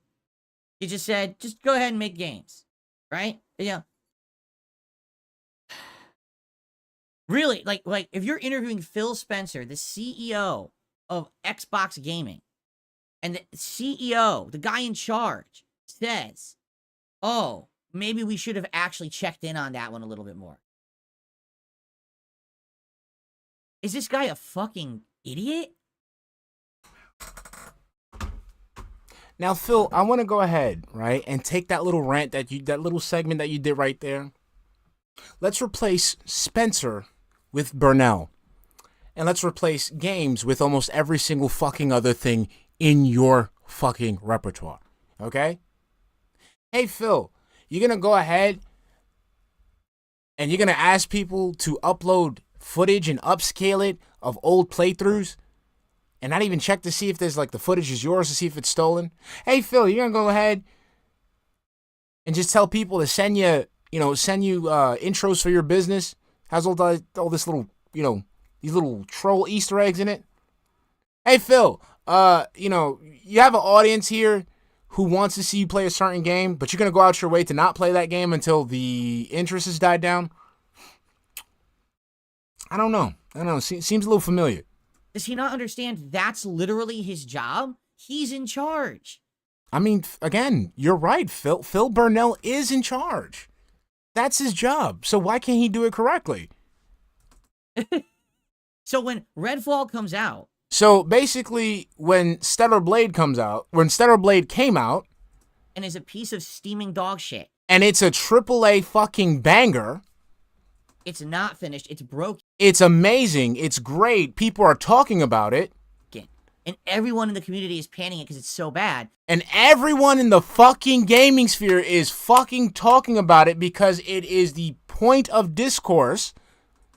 Should it be Arcane that looks bad? No. Should it be Phil that looks bad because he didn't want to play the game? It should be Phil fucking Spencer that looks bad. It should be Phil fucking Burnell that looks bad. Because he's the one who's responsible. He's the one responsible for the content of his streams. He's the one in charge. He's the one in charge. Steering the ship. He's the one that's steering the ship. Why did he not know that the game was unfinished? Why didn't Phil know that him playing this game would have gotten more engagement than anything else he's ever done? What the fuck does he do all day? My mans, I cannot agree with you more, Phil. What the fuck does he do all day? What the fuck does Phil Burnell do all day? Oh my god, Phil, we're agreeing with each other. I love it. I fucking love it. Really? What do you do? If you're the CEO of Xbox Gaming, you're not checking on the fucking games your company makes? Then what do you do? I mean, bro, I'm with you 100%. If you're the CEO of Burnell Productions, of Burnell Enterprises, and you're not overseeing your fucking content, what the fuck do you do?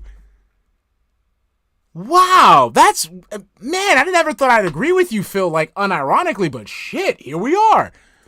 I want to know. Me too. Wow, that was a good one. That was really good. I like that. Anyway. Good lord. So, that's what Dinga Bakaba said. He's the head of Arcane. He's very, very upset with this decision. Shout out to Dingus Bakaba. Big ups, Dingus. To basically lay off Arcane. I'm just saying, like, bro, like, let's take it back. Take everything this motherfucker just said, replace Spencer with Burnell, and replace, like, the CEO of gaming, of Microsoft, the CEO of Burnell Productions. Instead of games, think of content. By the way, in a little bit of an extra aside here, Arcane Austin, before making Redfall and failing miserably, had actually worked on the first Dishonored and actually developed Gorillas the Attack 2017 Mirror version of Prey by itself. So Arcane made Prey. Prey was a good game. I'm just gonna tell you guys, if you didn't play it, 2017's Prey is a very good game. It's got a really neat, interesting story. It's got fun gameplay elements. It's got a lot of horror elements that are done really, really well. Tons of content, spooky monsters, and a lot of different variations in the story depending on your choices and what secrets and things that you discover. It's a really great game. I'm pretty sad. Yeah. That's what he means, Seal. If a soldier murdered a civilian, Dave is saying the president of the United States should go to jail, not the soldier. Exactly. I gotta say this, all right? Say it. Ladies and gentlemen. Come on. I wish I could make this up, but Xbox head of studios, Matt Booty, wrote an internal email to the staff saying the following. We are making these tough decisions to create capacity to increase investment in other parts of our portfolio and focus on our priority games. Mm-hmm. That's it. What fucking games? Right now, realistically, can you say, anyone out there who follows the gaming industry, what are the big games that Microsoft is making right now? Can you? So here's the thing. I dribbled off and it got all over my fucking leg. Let's continue. Paul J. Brazel Jr., thank you for the $2 super chat question. Phil's feasting. It's all strip club food. I just realized that too. You just made me think about that. Yeah, it's all strip club fucking quality food. I'm gonna talk about that in another. I'm gonna save that in the back of my head. I gotta put that in the filing cabinet for when I roast the shit out of Phil. But Phil, you name a single fucking game. It ain't Halo. That failed. Okay. The reason why I'm stopping here is because didn't we just have a segment where Phil was talking about how it's good that Nintendo doesn't give out information because that way you won't have a whole bunch of idiots speculating on said information? So why are we doing this now, Phil?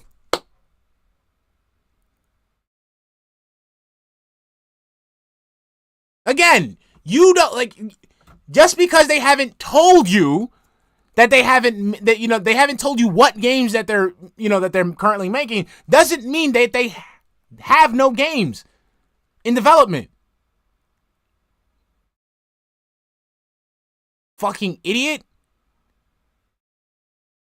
You need to follow your own advice, bro, and shut up. Stop speculating. Wait for the official fucking, announcement, marketing, whatever the fuck. Is it Gears of War? We haven't heard from that in years, and the last one was good, but it's certainly not what it used to be in the original trilogy, right? What are the big games? Don't worry about it.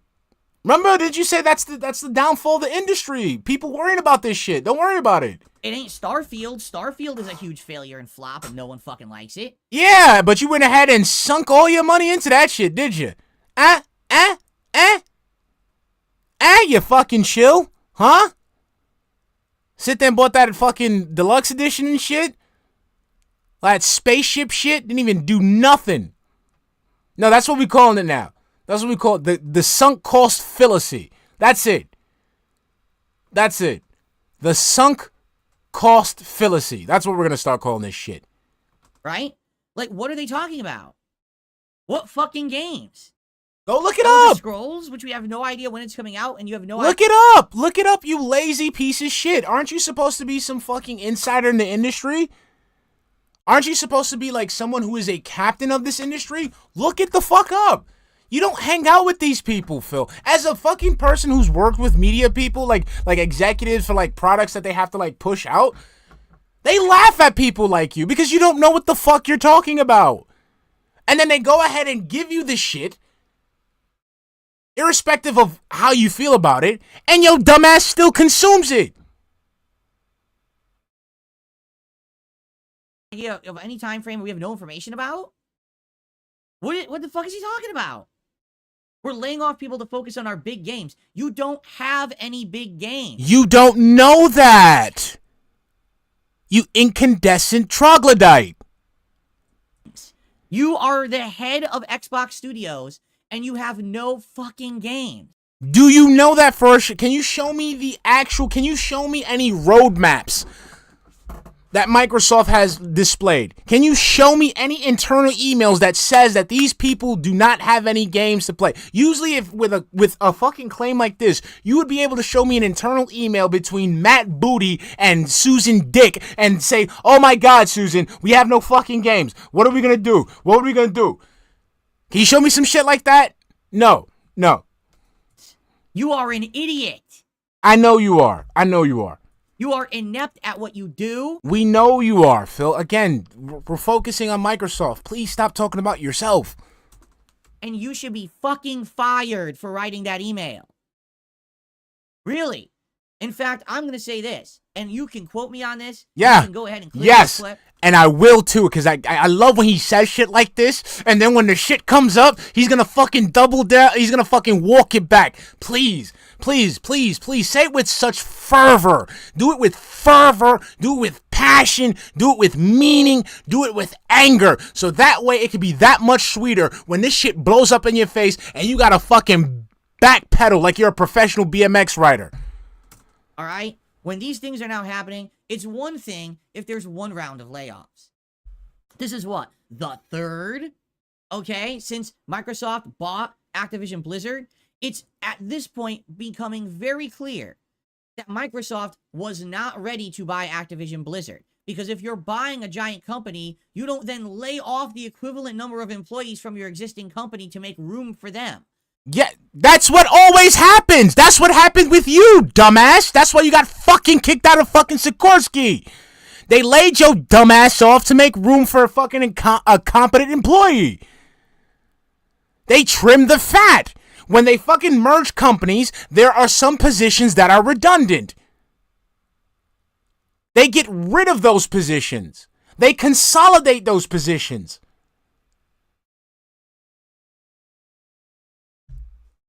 This is insanely bad management, all right? If you're going to make an incredible acquisition like that, you have to be ready for it. If you did that acquisition and you weren't ready for it, and now all these people are losing their jobs, there's only one solution. Phil, the people losing, like, again, this is one thing that pisses me off about people, like, just people in general. Jobs are not there to take care of you. They're not. Okay? The reality is the job is there to make money. That's what a business is for. A business is never a charity. Do never ever think that a business is charity. Do not ever think that a business is your family. Do not ever think that a business cares about you. Okay? When you work for a business, you provide value for that business, and in exchange they pay you. That's it.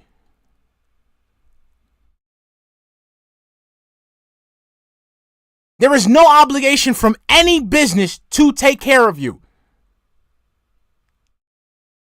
From small to large. The expectation is that you have an agreement between employee and employer.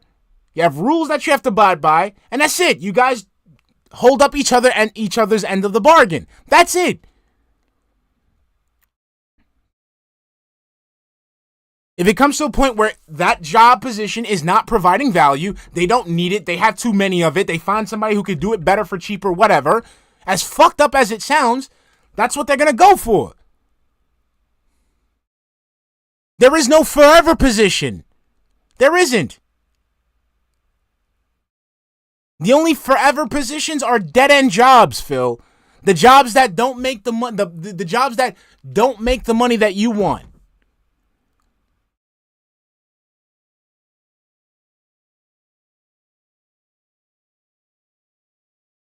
Right? Yeah, exactly. Thing is, he says, remember his job security rant. There is no job security. There isn't. There isn't. The only way that you can secure job security is by making yourself as valuable as you can as an employee. I've known employees who, like, that higher ups would tell that employee's manager, you don't let that motherfucker go. You don't let him go at all. Why? Because he's a valuable part of the company. Because he provides value for the company. He keeps the company running. He keeps the company, going smoothly. if we are without this person in particular, we would suffer as a company. That is the only way you can secure your job. That's how I secured my jobs. Okay? I just did my fucking job. That's it. And whenever somebody needed help with something, I helped them and I made sure they were helped to completion. And Barry Lyndon even, and here's some real facts. Barry Lyndon keeps it real. And even then, you can still get fired. All right? All right? The people who really should be losing their jobs are the people in management. Okay. Phil Spencer, Matt Booty, and all the other executives who championed the Activision Blizzard acquisition and now have absolutely no way to make profits with the company besides laying people off. They should be the next on the chopping block. Okay, so let's say they're next on the fucking chopping block, and then let's say fucking somebody like Bobby Kotick or Don Matrick or whoever the fuck comes back in, and they come in and he says, you know what? We gotta trim the fat again and still lay people off. Then what, fuckface? Then what?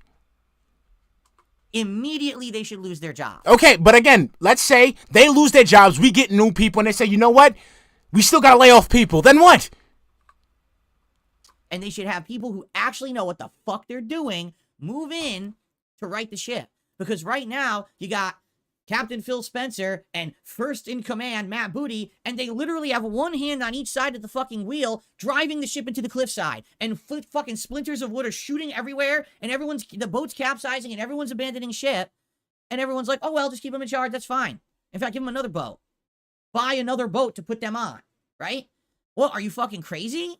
They don't know what they're doing. It's obvious at this point.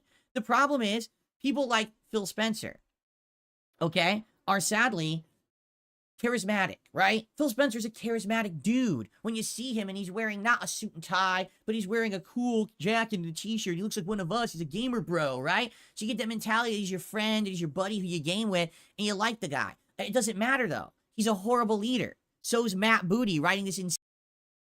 I'm telling you, this whole segment, let's just take Spencer and replace it with Burnell. Insane fucking email that literally has no factual basis. You have no big games to put your time and efforts into. Phil, you don't work for the company. You don't know what the fuck is going on internally. You're going off of one internal email. You fucking moron. So these people should not be in charge. It's that simple. We need new blood. I'm telling you, he doesn't, like, I'm telling you, like, I guarantee you, bro. I guarantee you, and you know what's the funny thing is? I'll guarantee you there's a small chance, because like I said, working with these people, there's a small chance Phil Spencer is watching this shit. Because again, these people, they have people that come to them with shit. I guarantee you there's a small chance that Phil Spencer has seen this shit. I dribbled off and it got all over my fucking leg. Let's continue. Yes, thank you for the $2 super chat, Hunt. DSP wishes he works in the game industry so bad. We talked about this earlier, ES. We talked about the meat symbiosis, okay? So, you know, you see, like, there's people we would consider meat riders. You know what I'm saying? They're just going hard for these people. They're just riding for these people. Phil is riding so hard, he wants to be these people, okay? All right, so it's not that he wants to ride the meat. He wants to infuse himself with the meat, okay? He wants to be impossible meat. You know, not impossible meat. You got impossible meat. All right? To jump up. And we need new blood to take command of these companies. Because right now, the Eve Gamos... Oh, yeah. So, Trevor Womack says, ain't it funny how DSP hates misinformation against him, but don't mind doing it to other people? Exactly. That's why I have no fucking problem talking about his fucking getting misinformation on his family tree. I'm gonna keep doing that shit. I'm gonna fucking misinforming people of his family tree down to the fucking root. You wanna know why? Because he keeps misinforming people about regular shit. So, fuck it. I'll do it. And that I'm gonna have a video, breaking news. DSP was right. He's actually a descendant of Job. That's why all these bad things happen to him. Fucking CEO of EA with his stupid douchey comb-over hipster Seattle. My man, your comb-over is not even fucking correct. You don't even have a comb-over. You have a fork-over. Fuck out of here. I know you're not talking with that fucking fork-over. Your fucking forehead looking like an inverted Ocean Spray logo. Get out of here. Haircut, and the fucking Phil Spencers and Matt Booties, these guys, they don't know what the fuck they're doing. They're the reason the industry is failing. When Phil Spencer is interviewed, and they say, so why are you doing these rounds of layoffs? He says, because the game industry is currently in a decline. Phil, you are the game industry. You're in charge of fucking Xbox. You're the reason for the decline. So don't punish your employees. Fucking quit. Again, I want you to remember this, Phil, for whenever you fucking talk about why a stream goes slow, why you don't get support, why you don't get engagement, why shit doesn't go your fucking way. You run the business. You are the CEO of Burnell Enterprises. So why the fuck do you sit there blaming people, blaming devs, blaming your audience, blaming detractors, blaming trolls when you are responsible for every single fucking thing that happens in your goddamn life? Again, let's highlight the mental illness of it all. How this man can sit there for almost 55 fucking minutes and sit there and complain about how people are running their business, but the man can't take any goddamn accountability for himself when he's fucking up his own. Come on, Phil. You are in no position to talk about how people run their business. Remember, you are the man who got a fucking corporate sponsorship twice. Not once, twice. And fucking you got it after you fucked them over the first time. And you still couldn't be successful off of that. You literally have a fucking audience of mouth-drooling morons. Each and every single fucking one of them. And yet somehow your business can't be afloat. You can't expand your brand. You can't elevate yourself. You make almost 100K every single fucking year, but you can't afford to make simple fucking investments in your business that non-professional content creators have as a standard. So remember this, Phil. All this shit you talking can be applied to you every single fucking time. You're the one on the fucking ship. Alright? You're the one on the fucking ship, alright? But your dumbass, instead of sailing the high seas, your dumbass chooses to fucking go ahead and drive that fucking ship on the street, but somehow have some weird rule where you won't take the ship on the highway. That weird shit that you do with business. That's your fault. Punish yourself, you fucking mouth drooler. Yes, punish yourself, you fucking mouth drooler. Go ahead and suck all the gray shit that you still got in your goddamn garbage disposal as punishment for having a 15-year career and running that shit straight into the fucking ground. Mathman, thank you for the $5 super chat, hon. Game execs should be thrown into the warp because they don't regularly release hype games, hurting pay pigs to fill stream on his schedule. Exactly. Fuck these game developers. Fuck them gaming developers who don't make my business successful. You're awful at what you do. Yes, you are, Phil Burnell. You are ruining gaming because you're inept. Yes, you are, Phil Burnell. I wholeheartedly agree with you. Wait, let someone else step up and fix Xbox. I mean, let someone else step up and just basically fix streaming as we know it. Because it ain't going to be you and it ain't going to be... It will never be you. It's never has been you. Many people have surpassed you. So why the fuck are you still here? All right? Corporal Booty, it's got to be somebody else. It's obvious at this point you have no fucking clue what you're doing. That's right. So remember that when you wonder why the fuck Maximilian PewDiePie, fucking Angry Joe, fucking, give me like fucking, Justin Wong. So remember this when you fucking mauled about people being more successful than you. Just remember this fucking rant right here. And just take Spencer and replace it with Burnell. And then replace Xbox, Microsoft games, whatever, with DSP gaming, streaming, content creation. And there, you're talking about yourself. Stop ruining things for everyone under you who's a hard worker who deserves a living. And you're taking that away from them. That's not a contingent of no, that's not the company's responsibility. Because you're making big moves, buying companies, but you're not making any fucking games. You're a games company that doesn't make games. I swear to God, if he, I want,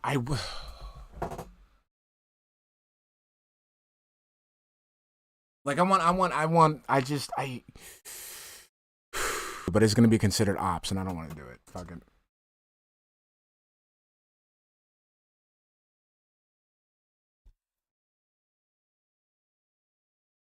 I'm a little upset about this topic. I don't know if you guys can tell. Well, one thing's for sure. After today, I don't think anyone's gonna call me an Xbot or Xbox fanboy. I'm pretty upset, honestly. You're not an Xbox fanboy. You're not a fanboy of either of these things. You're never considered a console. You weren't considered an Xbox or a Sony pony. You are a console fanboy. Okay? You are a console you're a console bundle of sticks. And this is coming from a console gamer himself. You are indeed a fucking plate that is the console fanboy. Okay? Because you will sit here and continue to buy these games. You will sit there and continue and enable these horrible fucking practices. And while you're fucking doing that, guess what? The real fucking people who want to have fun, we're just going to be playing Nintendo. So suck it. And, I just don't even know what's going to happen anymore. Nobody You know what I'm cares. saying? Nobody cares about your opinion. Nobody gives a shit. I Fuck just don't you. even know. How can you even exist? They're literally doing That's the nothing worst right part. now. That's the worst part. I don't think that they have done a single correct action in the last year. And it's continuing. You know, Game Pass is amazing. Like I said, we're Game just Pass the problem is the insustainable. I'm clipping all this shit. I'm clipping all this shit. So the days that he starts talking all this bullshit about, it's not my fault. It's not my thing. Like, we should chop this down. This should be the new standard. Snort, if you're watching, this clip has to be the new standard for whenever he starts talking shit about why his business isn't fucking working. The clips where it says it's your fault. You need to be fired. You need to be punished. Fuck you. Those things need to be addressed. Ability of Game Pass, what's really going on here. If that's the case, just fess up and fucking cancel Game Pass and be like, sorry, we fucked up. We're sorry that you all like Game Pass. It's a Dumbass, Game Pass isn't going anywhere because by 2030 you're supposed to be renting everything and owning nothing. So Game Pass isn't going anywhere, dickface. great value for gamers, but we fucked up. We can't keep the company afloat anymore. We fucked it up bad, right? If that's the case, that's fine. Admit it, right?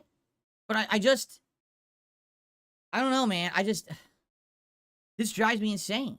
I don't know why we have these people in power anymore, you know? I think what it is, if you take a look, we had Don Matrick before Phil Spencer, and Don Matrick was not the gamer bro. Don Matrick was the quintessential silver spoon in the mouth douchebag rich guy, right? Oh, Xbox One. If you don't have an always online connection, we have a console for you, the Xbox 360. Oh, you want to own your games? Too bad. Everything's digital. Everything's tied in, and here's the future. And in reality, a lot of the things that Don Matrick was saying during the launch of the Xbox One wasn't incorrect. He was just a complete douchebag, scumbag asshole about it. And therefore, that's why people hated him, and that's why Xbox One tanked at launch. It's his fault, because he's just a piece of shit. Which is why he was promptly ousted out of the company, and then he went and ruined Zynga, and now he basically, I guess, probably runs a gas station somewhere or something. Who knows, right? But in the case of Phil Spencer, this guy is kind of the antithesis of that. When you look at Phil Spencer, you don't think rich guy. You don't think douchebag, silver spoon in the mouth. But at the same time, is he doing any better, honestly? No. What has he really done? Tell me the positive stuff that Phil Spencer, Matt Booty, and these people are doing in charge of Xbox that's, really keeping the company afloat. Game Pass, which you lean on for your content quite a bit. I mean, the Xbox Series X, which you did buy. It's just failure after failure. How do you have an incredibly popular game in Halo Infinite and then botch it within 4 months and no one plays it anymore, right? It's like every time they have an opportunity for success, they blow it. I just don't get it, right? So, I don't know, man. This is very upsetting to me. Listen, I like Xbox. I like the gaming industry. It's my job as well as my hobby. And to hear the people who are talented losing their jobs because management doesn't know how to run the company, it makes me very upset. Really. Especially Tango Gameworks, They just made Hi-Fi Rush, which was a great game, and they were on the right track to righting their ship and making better games,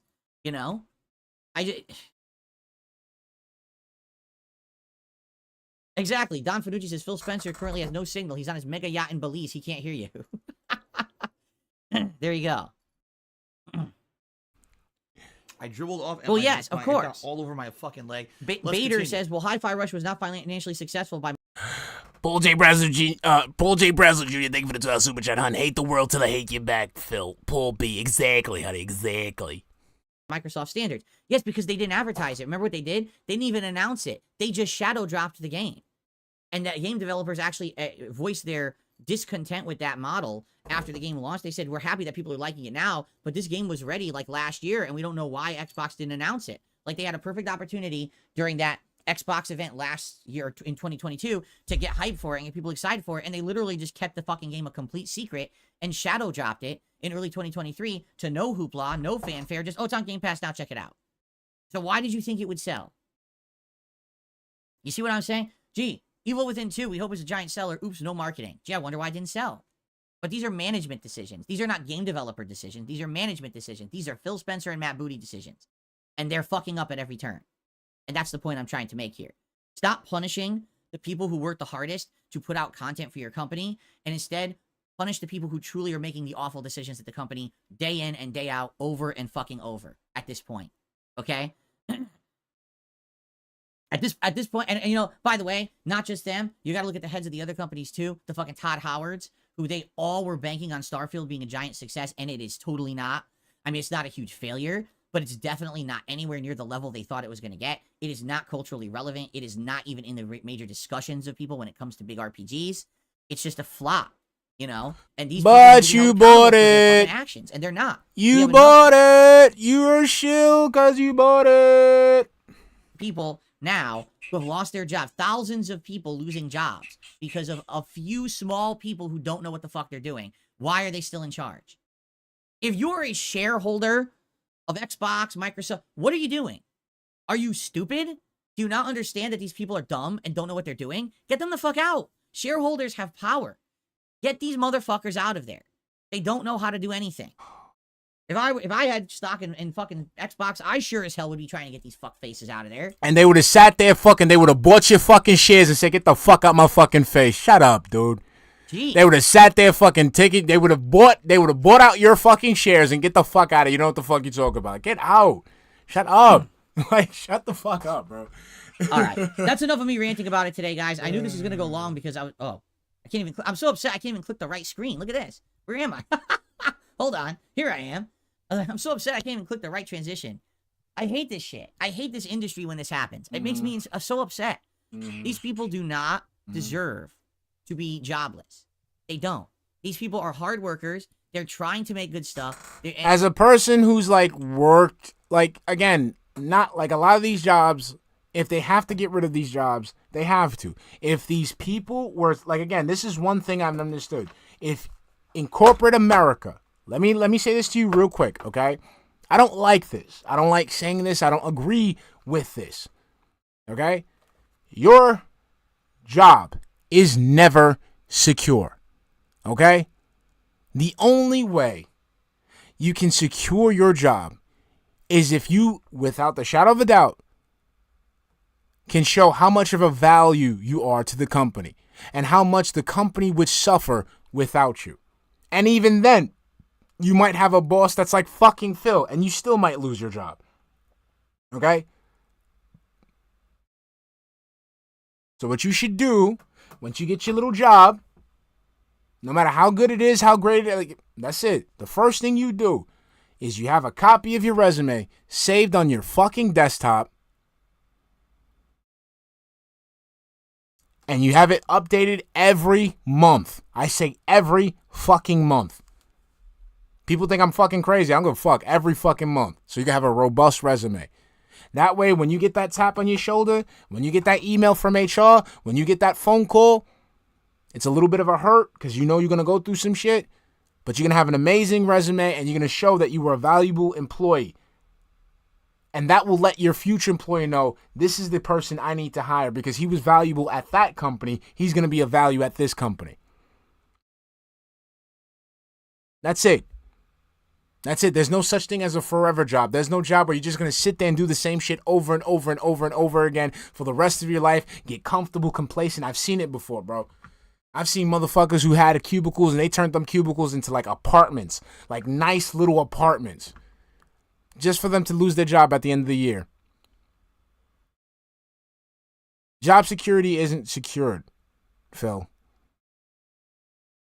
All right, but you wouldn't know that because you don't have a fucking job. You never had a real fucking job. You had some bullshit ass fucking job at some fucking mall or your fucking chopped up salads and shit. Maybe that's why you fucking pre-cut all your fucking produce before you put it away. Got some bullshit ass fucking bank teller job at Wells Fargo. And then you had daddy had to come fucking save you and give you a fucking job. Shit, at least when I fucking worked with my dad, I was forced to work with that motherfucker. I didn't want to work with that motherfucker. I was forced to. And even when I started doing sprinkler inspections, I was independent from working from him. So it wasn't like, I was like, dude, I remember I had one client that knew that my father was my father. Instead of calling my boss and fucking complaining to my boss, he called my dad thinking that my dad was about to curse me out. My dad tells the guy real quick, dude, he's my fucking coworker. If you got a problem with it, call his boss. Gong, done. You wouldn't know about that because you had someone handhold you your entire fucking life. Then you could think you got the nerve to sit here and talk about other people. Get out of here. It's the management that's bad. Punish those who are responsible, not the fucking, people on the ground level. That's what I'm saying. The thing that pisses me off is that you have middle managers at these companies who talk exactly like this motherfucker. This would be like saying McDonald's had a big gambit. They launched a brand new burger. Okay? But the burger was very expensive, the cost, but they were hoping really it was going to be amazing. Well, guess what? No one likes the burger. So they lost millions of dollars on it. So what did they do? They just fired 4,000 employees. Did the employees have the idea to make the burger? Did the employees fuck up the making of the burger at any point? No, no one liked the burger, the concept that didn't work for McDonald's. Why would you fire people who work at the line level? What did they do wrong? So let's say we go ahead and we revisit this. Oh, we didn't like the burger. And then all of a sudden, all these executives, they have a fucking blueprint for how the burger's supposed to be made. Then they look at the actual fucking burger being made by these fucking inundated fucking employees at McDonald's. And they see that the fucking burger's coming up like shit. They're not putting the burger correctly. It tastes like shit. Yeah, they're going to get rid of these fucking employees. Again, I don't agree with these tactics, but this is what it is. I'm sorry, like, it bothers me because, like, I grew up in reality. So when I hear fucking melodramatics like these, when I hear fucking when people tell me perceptions like these, I can't see what you're seeing because I see shit for what it really is. How is that even? Like I said, he just wants this fucking like happy-go-lucky, you take care of us and the world goes round smoothly. It doesn't. The world really doesn't go smoothly. Do you know what has to happen in order for the world to seem like it's going smoothly? A lot of fucked up shit that you don't know about, Phil. Tons of shit that you have no idea that goes down. That's why you need this fucking YouTube account. That's why you need this content creation career, because if you got to go out there in the real world, you are gonna die. I'm not even being fucking facetious. I'm not even speaking in hyperbole. This man will fucking die because he simply doesn't know how the world works. It's fucking crazy, man. Solve the fucking problem. Oh, because we need to have the shareholders get their money. So fire the management who don't deserve it and take their $10 million salaries and give it to the shareholders. What the fuck you think they're doing, dumbass? They're trimming the fucking fat, and then they're using that to fucking finance their future games. Right? Like, what is going on? How does corporate America not understand that these corporate structures are broken and don't work? And it's not just America. It's intentional, dumbass. Good. Like I said, if you guys really knew what goes on the back end, behind the scenes, just so that the world can appear like it's running smoothly, you would be fucking terrified. America, it's all these corporations. This structure doesn't work. You're paying a guy millions of dollars to sink your company, and then you're afraid to fire him, right? What are you? I mean, that's insanity. How do you think this is an operational thing that's going to sustain? It's not. It's just not going to sustain. And then when Xbox folds, they'll blame the industry instead of the people in charge, right? Phil Spencer will say, oh, we're just in a slump. You're the slump. You're the one who made the slump. Okay. Well, I've ranted and raved enough. It's time for us to get to shout-outs. Not for me. Right? Suck my dick. We're not doing any of that stuff. All right, so guys, I will go ahead. So I need the consensus here. I need the general consensus. So if you guys want me to do a filter video for yesterday's Street Fighter stream, let me know. I'll get working on it right away. I should have it for you, if not tonight, definitely tomorrow. All right, so I'll have that for you guys tomorrow. Thank you guys for stopping by. This felt good. This felt like a good, I don't know, this felt like an old stream. Remember back in this felt like a good back in the day stream where it's not like I'm just bored of everything that he's saying. Like I actually had some like fire. I like it. This was a good day today. This is a really good stream. This was very throwback in nature. All right. Thank you guys so much. Love you guys. I will see you guys tomorrow with tomorrow's pre-stream, and hopefully, if not by tomorrow, if not by tonight or tomorrow, I'll definitely have the Street Fighter video before Phil has his next Friday night fights, okay? Thank you guys for stopping by. Again, this felt good. This was a real good stream. I hope we keep having more like these because this was fun. All right? Catch you guys later. Love you, love you, love you, love you, love you. Hold on, and I'm just going to leave you guys. With just probably just one song. One song, okay? Just one song. All right? Let's see what we got. I want something smooth. Let me see if I got something smooth here. I already played the Spanish one. I'll play this here. I'll catch you guys later, alright? Love ya. Begging irony, clutching at his wish list, calls out pay for me. His game broke, his ambitions, he streams for loyalty.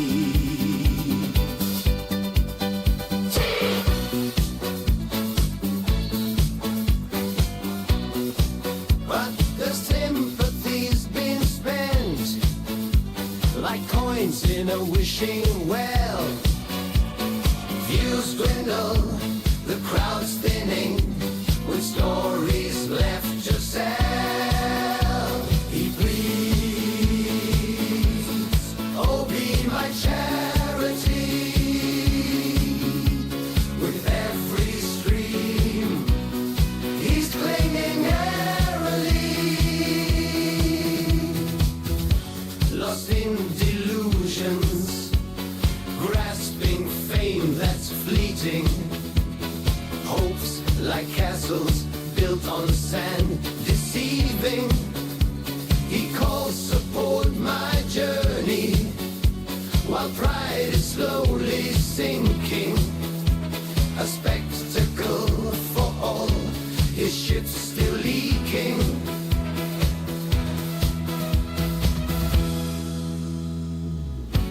Chasing stars in search of all that shines, drowning deep in debts behind those screen lines.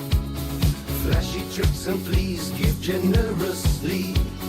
Each donation's met with new reality. His tears bred from inspiration, he cries for currency.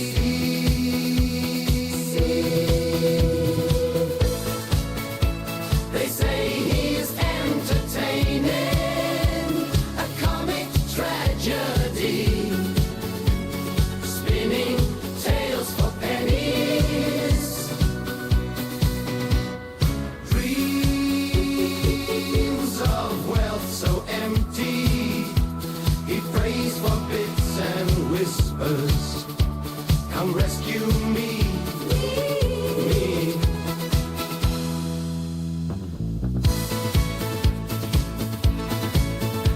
He's on the wire, tooting gamers' empathy. Spinning every story, pushing hard to plead. Bills piling like mountains, so he streams relentlessly, begging keep the dream alive.